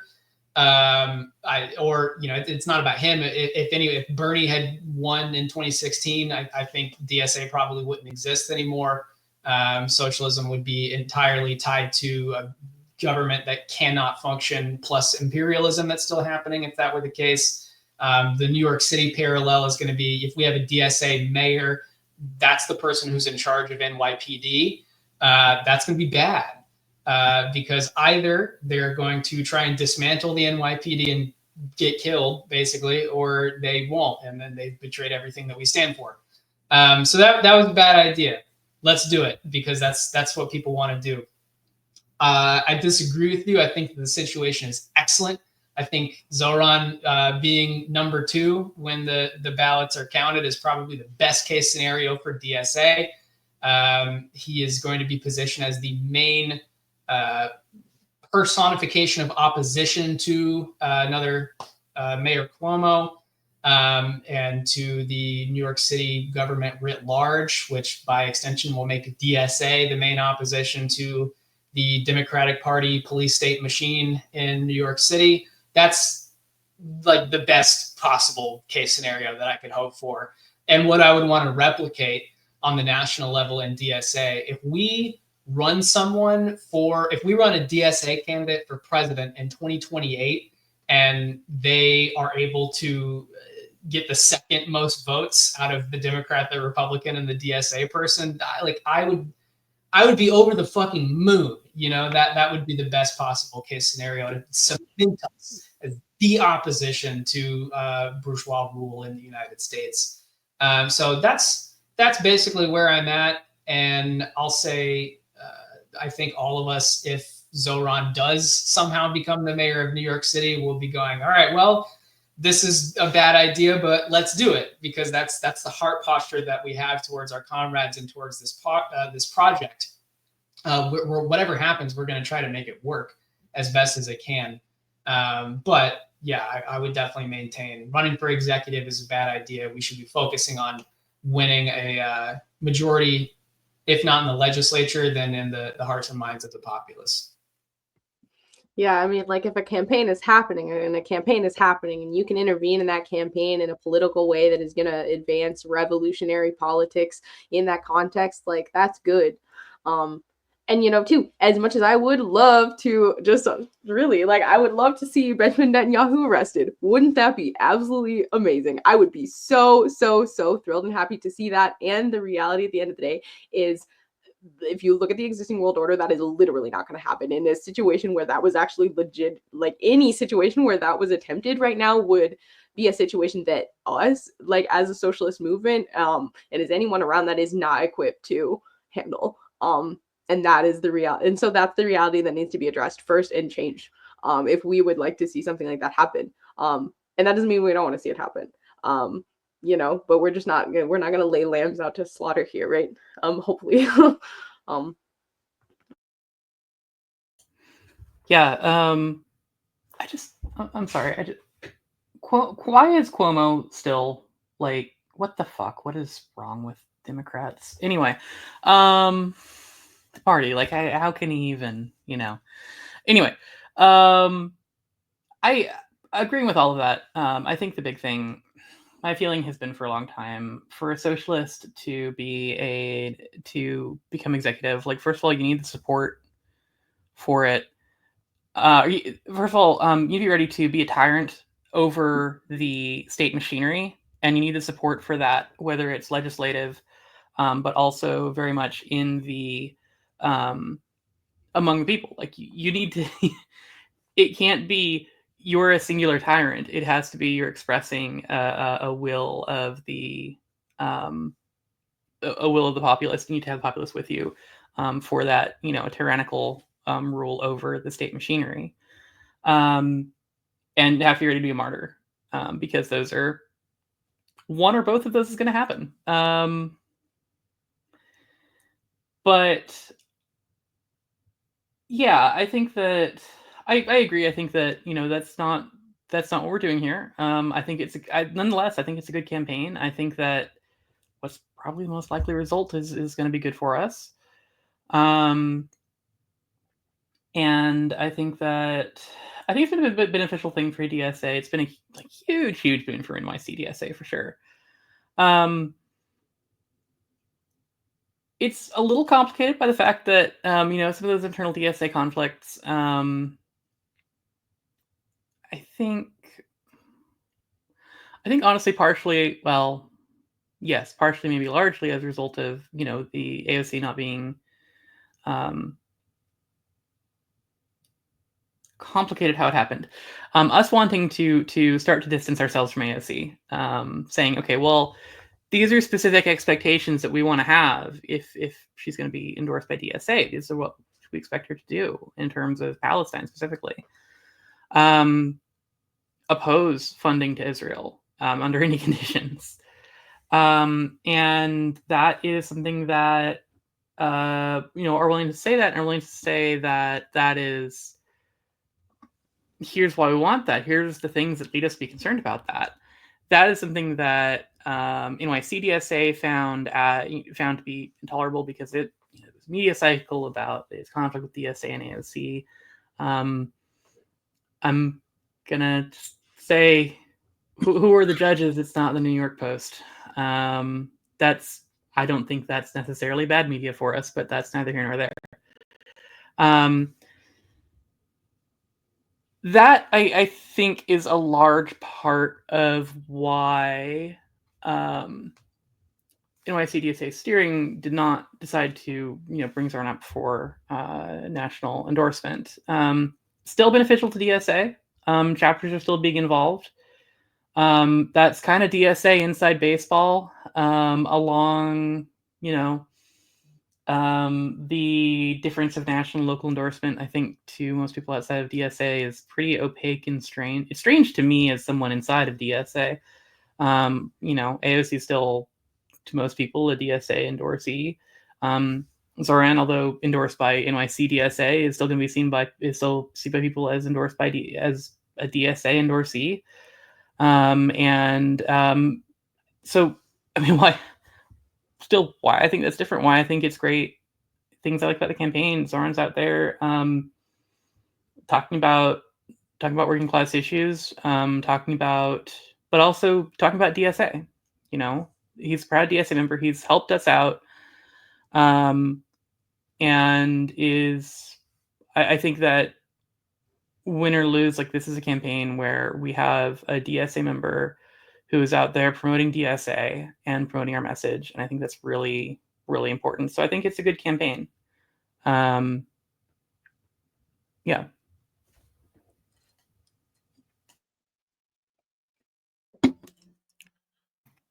All right. I would broadly agree with those sentiments. I think there's a lot of talk about holding electeds accountable, and I've always said, well, you can't hold electeds accountable unless you have sizable caucuses in Congress and if not money, people power. And I don't mean 70K people power. I mean something like 500K people power. And I think that ironically, a lot of the right actually does run a strategy that was endorsed by Marx, which is obstruct until you actually build enough power to do something. And that's Marx's strategy in the letters. He's actually very clear about that. Unfortunately, it's in the letters. It's not necessarily in any public facing document. But nonetheless, it's important to realize. I like your points about the personalizations in a lot of these politicians, and whether or not that was always true with Bernie. I somewhat think it was, but there's been a confusion about the popularity of an individual with socialist ideas versus actually having any sort of movement, and it's been circular the entire time, and it has led to this weird. There's a kind of I would say, a Jacobin socialist that would is like, if Bernie hints that we should form a party, all of a sudden they become partyist overnight, and then when Bernie pulls it back, all of a sudden they're back to being in the Democrats. And they're like, oh, but we're winning, we're being practical, and I'm just like, you're popular, but you've never actually won anything. Like, not like since the Bernie's made his national turn, he's not achieved all that much actually, and his political instincts in the end of the Biden administration were terrible. Like, I mean, he and AOC expended political capital for a person that all insiders knew was going senile. Like, it was deeply embarrassing, and one of the things these rallies have managed to do is erase the memory of that. With Mandani, you also have a similar campaign, but I just want to point out, like, the DSA local endorsed, and I realize there is a difference between local and national endorsements and the level of agreement and blah, blah, blah. I don't think locals should be allowed to endorse political candidates, frankly. That's my personal opinion on most things. We agree on. But the local endorsed mayoral mayors, almost to a person, and in many cases, not the fault of the mayor themselves. And I want to point that out. It is not necessarily because they were bad faith actors or bad members of the DSA or any of that. But almost all of them have been a disaster. Well, yeah, and because the structures they're working under, right? Go ahead. Like, it can't work. I just think that's such a big part of what we're talking about all the time. If we take power with this constitution and with these structures of government, we will not be able to govern well. That is exactly our politics. That's exactly what this program is about. I am sorry to interrupt you, but it's just that is so key. Like, they could be the best ever and have the best intentions and make all the right choices, honestly, whenever possible. And they will either, have a failure of a government and that not actually represent the people, not actually serve their needs, and not actually have it function in the ways that they would like it to, or they will die. Probably, you know what I mean, because they're trying to govern as one socialist alone, in a government that isn't for them and is opposed to them even being there existing. It's not possible. It is not possible. I feel like we've agreed too much, and I'm in mug, right? So I have to be a minority of one. So I'm going to push back on something you said. You said that everyone inside the Democratic Party understood that Biden was going senile. I think everybody in the fucking country understood that Biden was going senile. I think everyone in the country understood that AOC and Bernie lied to their faces about it. We just had, I'm sure everyone's seen this interview that just came out with Elizabeth Warren, where the interviewer confronts her on it. And she just starts laughing because she has no respect for any of us, that she would just lie to our faces and then laugh about it after, because she knows there will be zero consequences for anything she ever does, ever, for the rest of her life. And Fair enough. Bernie are the exact same way. They can't even keep a fucking lid on their own people. You've got Sean O'Brien giving them shit for flying around in a private jet on their Stop Oligarchy tour, because all of these little guys are competing to be the personification of the working class, and none of them are. Well, this is a question I wasn't going to intend to ask, but I'm going to ask it now because it's something that gets on my fucking nerves. I have gotten very frustrated with the hero worship that we see with executives moving to even rank and file union leadership, because in almost every case, it has ended up embarrassing.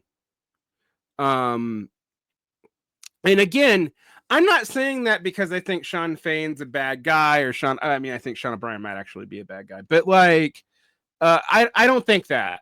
But I have been you're over investing in people. You're hearing about promises that an individual cannot make in that kind of institution. Like, Sean Fain cannot bring about a general strike that involves more than the UAW, and he probably can't even make it happen in the UAW. At the end of the Like, day, does he even see himself actually as a tribune of the people, trying to truly be like a pure representative of like the will of this group of people that he's representing? Like, is that even his responsibility? Like, does he actually have to meet the promises, or are the promises actually just him building a brand? Because I don't think the promises are actually promises in that sense. It is branding. It's all branding. It's all branding all the way down. And only we can offer anything other than branding.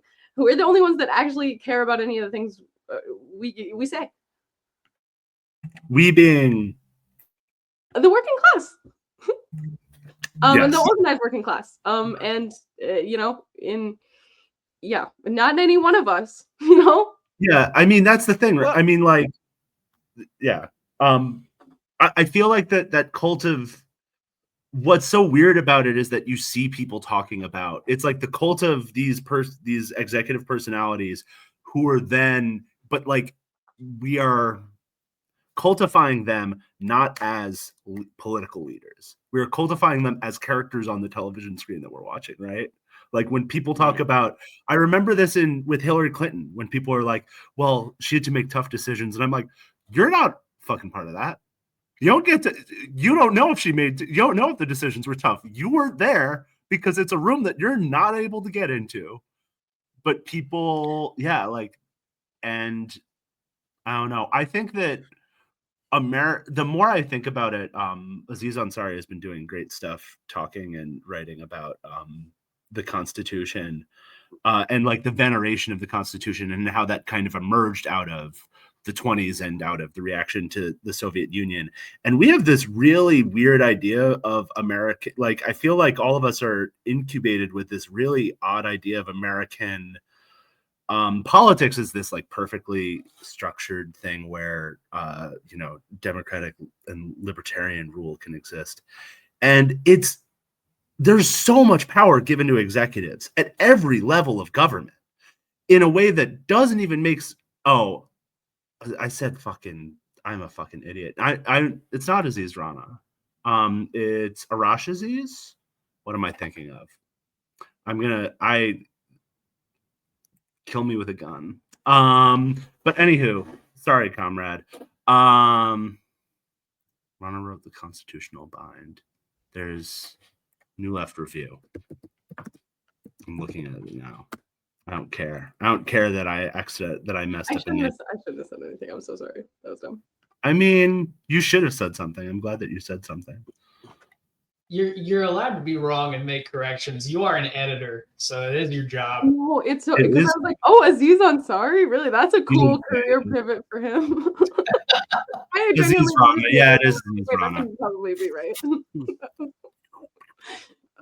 But like, there's so much executive power. I don't know. Thinking about like other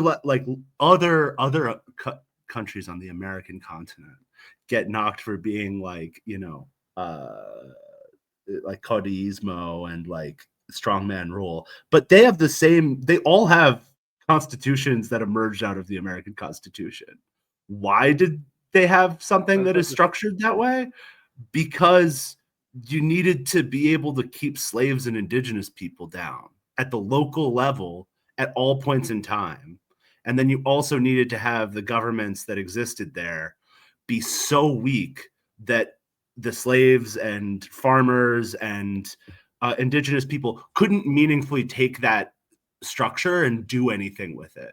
And we now, for our whole lives, have lived within that thing. And I realized that you said something about different kinds of executives, but it just, I don't know. We have this idea that is like such a democratic system or like such a empowered system when like mayors in Russia don't have the powers that mayors in America have.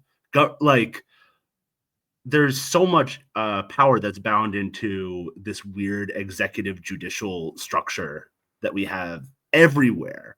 And it obfuscates and makes trying to get working class power anywhere difficult, which is why we're now talking about, can we take it power at a local level instead of when 8 years ago we were pretending that we could win the presidency and that everything would be fine.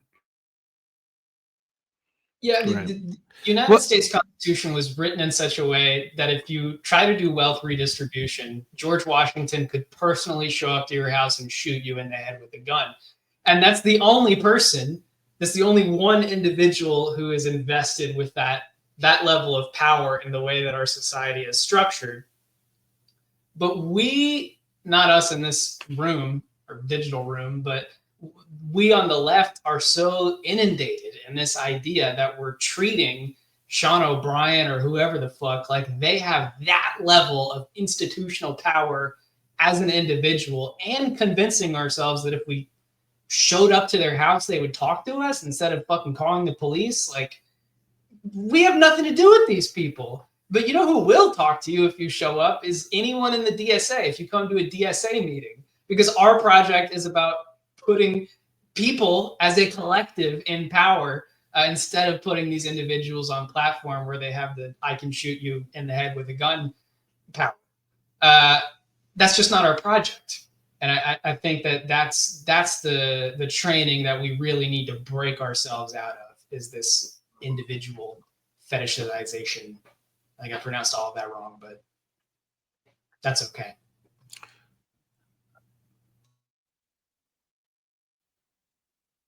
Yeah, I say all the time, let no one represent you. And I don't say that because I'm an actual advocate of like total direct democracy all the time, although I'm not far from it. But what I would say is the focus on the executive has been a disaster. The United States Constitution, I think, is deliberately written contradictory, whereas the original Articles of Confederation emphasis of the Congress as the first among equals of the government is still kind of there, but it was also undermined in the writing of the Constitution for the reason that you said, because they were afraid of Shays' rebellion and the risky rebellions and this, that, and the other. Of, you know, as I tell people, the minority that Madison's talking about, that all the liberals tried to convince you was like, I don't know, poor oppressed people, said in the Federalist Papers. So it's something to point out. Gene, I wanted to pick up on something you said. I have told people that they should look at, you know, I talk about Bonapartism and Caesarism a lot as a problem that's universal in our current liberal society, because it's a tendency that Marxists observe that happens when things start to break down, and the bourgeoisie can't even do what it wants to do because it's undercut itself for short-term gains, et cetera, et cetera, et cetera. But I've said you should look at caudillo politics, caudille and caudillismo more, not because we're just like becoming that, but because we have always been that in a way. It's just we wear better suits and are less likely to have a military junta that is obvious behind it. It's, you know, it's Anglo brain subtlety or whatever. His administration was run by his wife's astrologer, and you're telling me we're not in a Latin American country? Come on. Right. And I have been flabbergasted at the number of different kinds of leftists who've embraced basically a unitary executive theory of the left. And I have always warned that was going to be a disaster. But another thing, when it comes, like when we talk about Sean Fain or Sean O'Brien, okay. The other thing I want to point out is they might be doing their jobs, even in the strict sense of representing their industry. There is no union, and this is by design, that represent, even though, like, I don't know, Sean Fain also represents a bunch of graduate students, weirdly, because there's that whole thing. But the business union model makes sectional solidarity the limit of most workers organizing, and that was on purpose. I mean, Taft-Hartley was designed so that there would never be a labor party in America. You know, and not that the labor parties in Europe are great, but they actually are historical labor parties. I remember when someone that I would probably consider on the right of DSA told me, well, like, the Democrats are a labor party, and I like laughed at them. And I was just like, no, they're not. They've never been a labor party. They're the weird leftovers party. They're like the proto-bourgeoisie and bourgeois leftovers party, and they have been the entire time. Like now it's professionals, but it used to be Southern sharecroppers and stuff, the large holding ones and plantation owners. It's always been weird. So I think that's important to point out to people when we talk about someone like Sean Fain. It's not about, or Sean O'Brien. It's not about that I think that they're bad or that they don't mean what they say. They might mean what they say, they might not. It's frankly irrelevant. Do they have the power to do that? And the answer is almost always no. And do you have access to them? How many of us are in the UAW? I mean, the auto industry that's unionized is a very, very, very small part of it's like 2% of the, it's not even that, because the entire industrial productive sector is only between 8 and 12% of the US population. And the auto industry is a tiny sliver of that. And 60 or 70% of the auto industry is not unionized. It's just, you got to take these facts into consideration. And I've been very frustrated with socialists who are like, well, we should work with the formal unions. And I'm like, yes, we should. But you have to admit that what is it, 80% of private sector workers and 55 to 60% of public sector workers are ununionized. But you keep telling people to join a union, but most people don't even have the option to do that. So, let's be realistic here about these movements. You can't pretend it's 1955 anymore. Right. Well, and you can start a union too, but if they aren't actually plugged into, like some kind of party structure that's going to give them the guidance and give them the tools and give them the resources, the, experienced people who have done this before to help them through this, it's like nearly impossible. Like I've tried organizing unions a couple times, like here in South Dakota even, and it's like, you know what I mean with these right to work laws, like just the real power you'd have to have at your back to like successfully pull that off is so immense. And so it just seems that just anymore is like, yeah, it's not don't join a union, it's not don't work in a union, but I do agree that we should recognize the reality that just a lot of people do not have access to that kind of thing, and they're going to have to be building this infrastructure from the ground up. And so it's like connecting to them to that national organization is that much more important, because how else are they going to have the confidence, tools, resources to do that? It's impossible. If I hadn't joined DSA, I wouldn't be able to do a single thing. You know what I mean? And I probably wouldn't have even really considered it possible. And a lot of people feel that way, So yeah, no, it's not, don't maybe prescribe that, but just we really have to think broader. It's, really about, yeah, we got to go way beyond that. This trade unionism, this economism is just like, it just can't even get off the ground in so many instances. We can't even get to step one. And then, how can we possibly get beyond that? Just really quickly, I feel it's not, does Sean O'Brien, do any of these executives have the right politics? It's about the continued fantasy that if they did, that it would like immediately fix everything, Right. Yeah, that's the key point. I mean, because like I said, we all, and that's why they turn around so quickly and like get so hypercritical and then jump right back on, because it's like, okay, this is the new, or jump right back to Bernie and AOC. Because it's like, well, but I want to idolize some, if these, I can't be the object of history. It has to be someone on the television screen. Yeah, that's I think that's a good takeaway for why this stuff matters. I mean, for example, very pro-union myself. I tend to do union work, but I like Sean Fain actually, but I have been just flabbergasted at the way people think that, because also it plays into our enemies sometimes to do that as well, because it's like, oh well, Sean is pro tariff, Ross Perot style, so so now it creates a pretext for the Democrats to go even more anti-union than they have been in the past, which and I'm just sort of like, well, they're going to do that anyway, so you need to find a whole nother way to articulate this. But we're going to wrap up. For some of you, it's really late. As you guys notice, we're spread out. The only region that I don't think is represented in this call is the Southwest. So, and I guess maybe the southern West Coast, but we got people on the East Coast, and it's getting late there. So we're going to wrap this up. Everybody gets your final point and where they can find your work. So we'll start with Cliff and go around.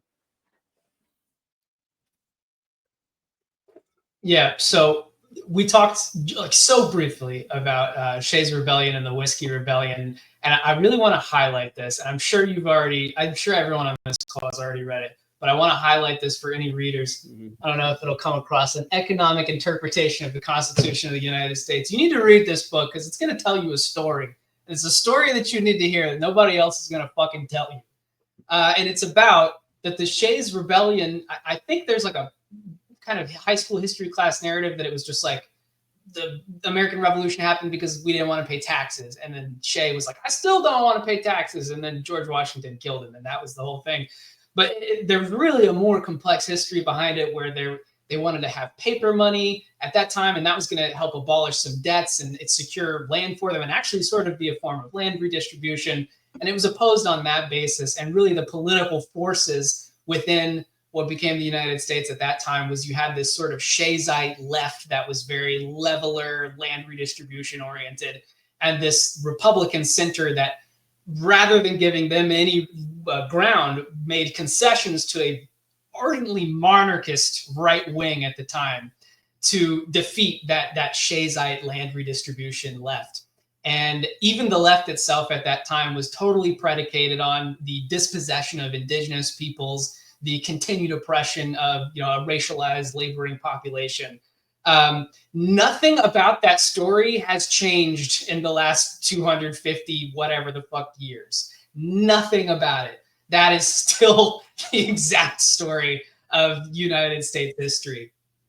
And without that insight, I fear that we're shortchanging ourselves without that grounding in history. And that, I think, is where Mug really gets its clarity of vision, aiming ourselves at the Constitution as the final obstacle to revolution in the United States, holding democracy, real democracy, not just for people who look like us or people in our nation, but everyone on a plurinational basis, particularly in a prison house of nations like the United States at the top of the imperial hegemonic ladder. That is of the utmost importance, and keeping that in mind will keep you from getting attached to these Sean O'Brien fantasies of, if we get enough fucking tariffs and get the car manufacturing jobs back, that's how we'll get to socialism. This is the medicine to keep us from that. So that's really important. I guess for plugging, I have written for Cosmonaut. I'm running for fucking NPC. I'm Cliff Connolly on Twitter. I am fully committed to making the Democratic Socialists of America the home of resistance to far right-wing reaction in the United States, the home of a hope for a livable future, because no one other than the left can offer that. And we need to get fucking organized today. So that's me, Cliff Connolly. Join DSA if you're not in DSA. If you are, help me and Amy and Sid get on the NPC at convention this fall so we can make the DSA live up to its historic mission.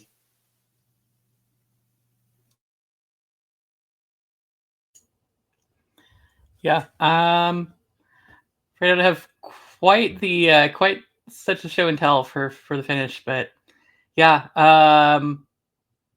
Join the DSA if you haven't. Absolutely. And to tell you what Cliff and Sid and I are standing for, we published our NPC platform. The big thing that Mug is about, the revolutionary path to democracy. We need a real democratic society. It's going to take revolution to get us there. We want to build DSA as the mass party, as not just or maybe even not at all the kind of pile of PACs that make a party in the United States system, but a real mass organization where people come together, make decisions democratically, and build each other up and become build up every cook to be able to govern. We want to, and through that, we want to unite the entire working class, not just within our borders, but internationally, and build a new international so that we're not standing alone. Those are our 4 big planks. Join the DSA if you aren't in it. If you are, run for delegate, come to the convention, and vote for Cliff and Sid and I. Yeah, I don't have really a whole lot of I don't really have any personal projects to promote. I do the Emancipations reading group, which I'm sure some of your audience is also part of. A few other mug folks in there, so that's fun if you like to read. You should join that. But yeah, I mean, just honestly, mainly to join DSA. You really should join DSA. Everyone should join DSA. If you're watching this, I think you belong in DSA, to be honest, unless you're oh, I hate those guys, I want to kill them. If that's not how you feel watching this, you should join DSA. There's a place for you there. You should be part of the culture we're building. Help us build the party. Because honestly, not only do we far and away have the numbers, but we have the structures, as imperfect as they are, and it's I feel like it's our only hope here right now. And what's going on here is good, and it's worth being part of. And if you don't like stuff that's happening, then good. Even more reason you should join, because it actually is democratic, and you actually can change the organization. I can't help but feel like we didn't get to talk about so much of the stuff that we really could and should have been talking about, but so maybe after convention, maybe there's room for another. But honestly, if you want to know more about what we're about, you can check us out online. Join DSA. Actually do politics with us. That's a really good way to see what we're about. Read Light and Air, our publication. I don't know, get on our email list so you can receive our bulletins, our beautiful bulletins. Read Cosmonaut magazine. There's mug people in it. There's tons of people who aren't mug. But it's, it's an awesome publication that, and please vote Cliff Connolly, Amy Wilhelm, Sid CW, Sid Carlson White, for NPC if you're in the DSA. And please check out our resolutions and sign on to them if you can. We have a few. I will actually name them if you don't mind terribly. Let me pull them out, make sure I don't get any of the titles wrong. We have Workers Demand the World, a revolutionary program for DSA. Principles of Party Building. Democratic Discipline, a uniform process for electoral censure across DSA. And Democracy for All. You can read more about them on our website, and in our publication. You can keep an eye out in Light and Air for even more articles coming out about those. Join DSA, get involved in the forums. You can see us talking about more stuff there. Just plug in. Just really honestly plug in. Whether you love us, whether you hate us, come be part of what we're doing. Yeah. I want to plug Light and Air, interim editor-in-chief of it. We already have pieces from Cliff and Amy. Amy wrote Democracy is More Than Voting, which is a very micro level. If you're already involved in a DSA chapter, if you're already involved in a union, in a space where Robert's Rules deliberation has happened, it's kind of it's a very interesting okay, where is the democracy actually happening within your organization? And it's a combination of, it's more than voting, but also sometimes it is also voting. Not to spoil the whole thing. Cliff wrote a great piece about Mug's vision of democracy, which is, I think, one of the best propagandistic, anybody, my mom was able to read it and fully get it. My mom is not a member of DSA. She might be soon. She's a I was about to say Red Scare, but she listens to Lefty podcasts now. Not Red Scare, but and Red Sincerity. There'll be we have had an intentional project to like develop, like make sure that like comrades who are involved in like practical projects are writing, because Mug very much cares about transparency. And we have like a program that means that you can put a bunch of comrades' articles next to each other from very different perspectives with very different like experiences, and it doesn't read as eclectic bullshit. And that's something that I'm very proud of, but that it also has basically nothing to do with me. I'm very proud of the organization that I'm a part of.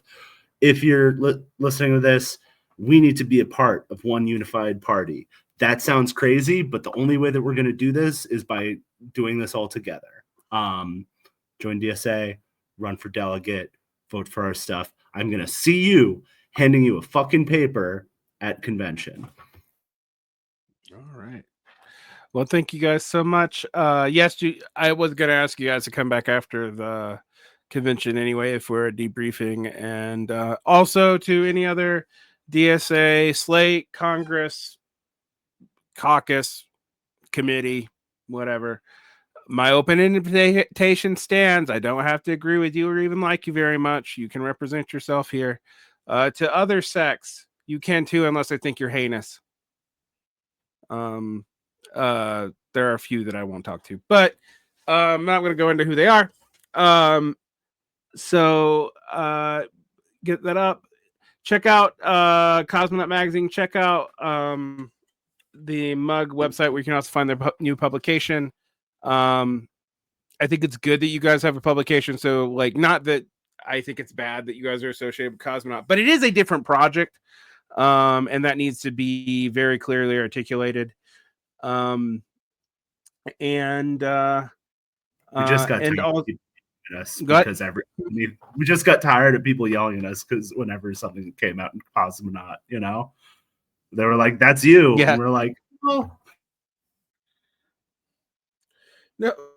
I mean, like, honestly, Cosmonaut publishes people who hate each other. So, like, which you should. Well, and right, you know, exactly. There's plenty of people part of both projects. I'm part of both projects. There's even plenty of times where even as someone on the editorial board, like I would just say like, hey, like I am not the guy, like I can't unilaterally make a decision about what Cosmonaut publishes or not. And whether I agreed with it or not, like Mug definitely doesn't have that kind of control. And one of the reasons Cosmonaut is so awesome is that it can publish all of these different viewpoints that have nothing to do with each other and that don't agree with each other. It's awesome. It is really an organ that way. Kind of like how in DSA, all kinds of tendencies can exist. But yeah, that the idea that those were ever like, you know, Mug endorsed publications was just, I mean, flatly untrue and frustrating because it's just like, can you know what I mean? How many times, you know? So hopefully it does clarify a bit, but yeah. I mean, I do remember the very brief-lived anarcho-primitivist DSA caucus, which was pretty funny. But hey, I'm not actually. I'm glad it existed for the few minutes that it did, I guess. So on that note, we're gonna end.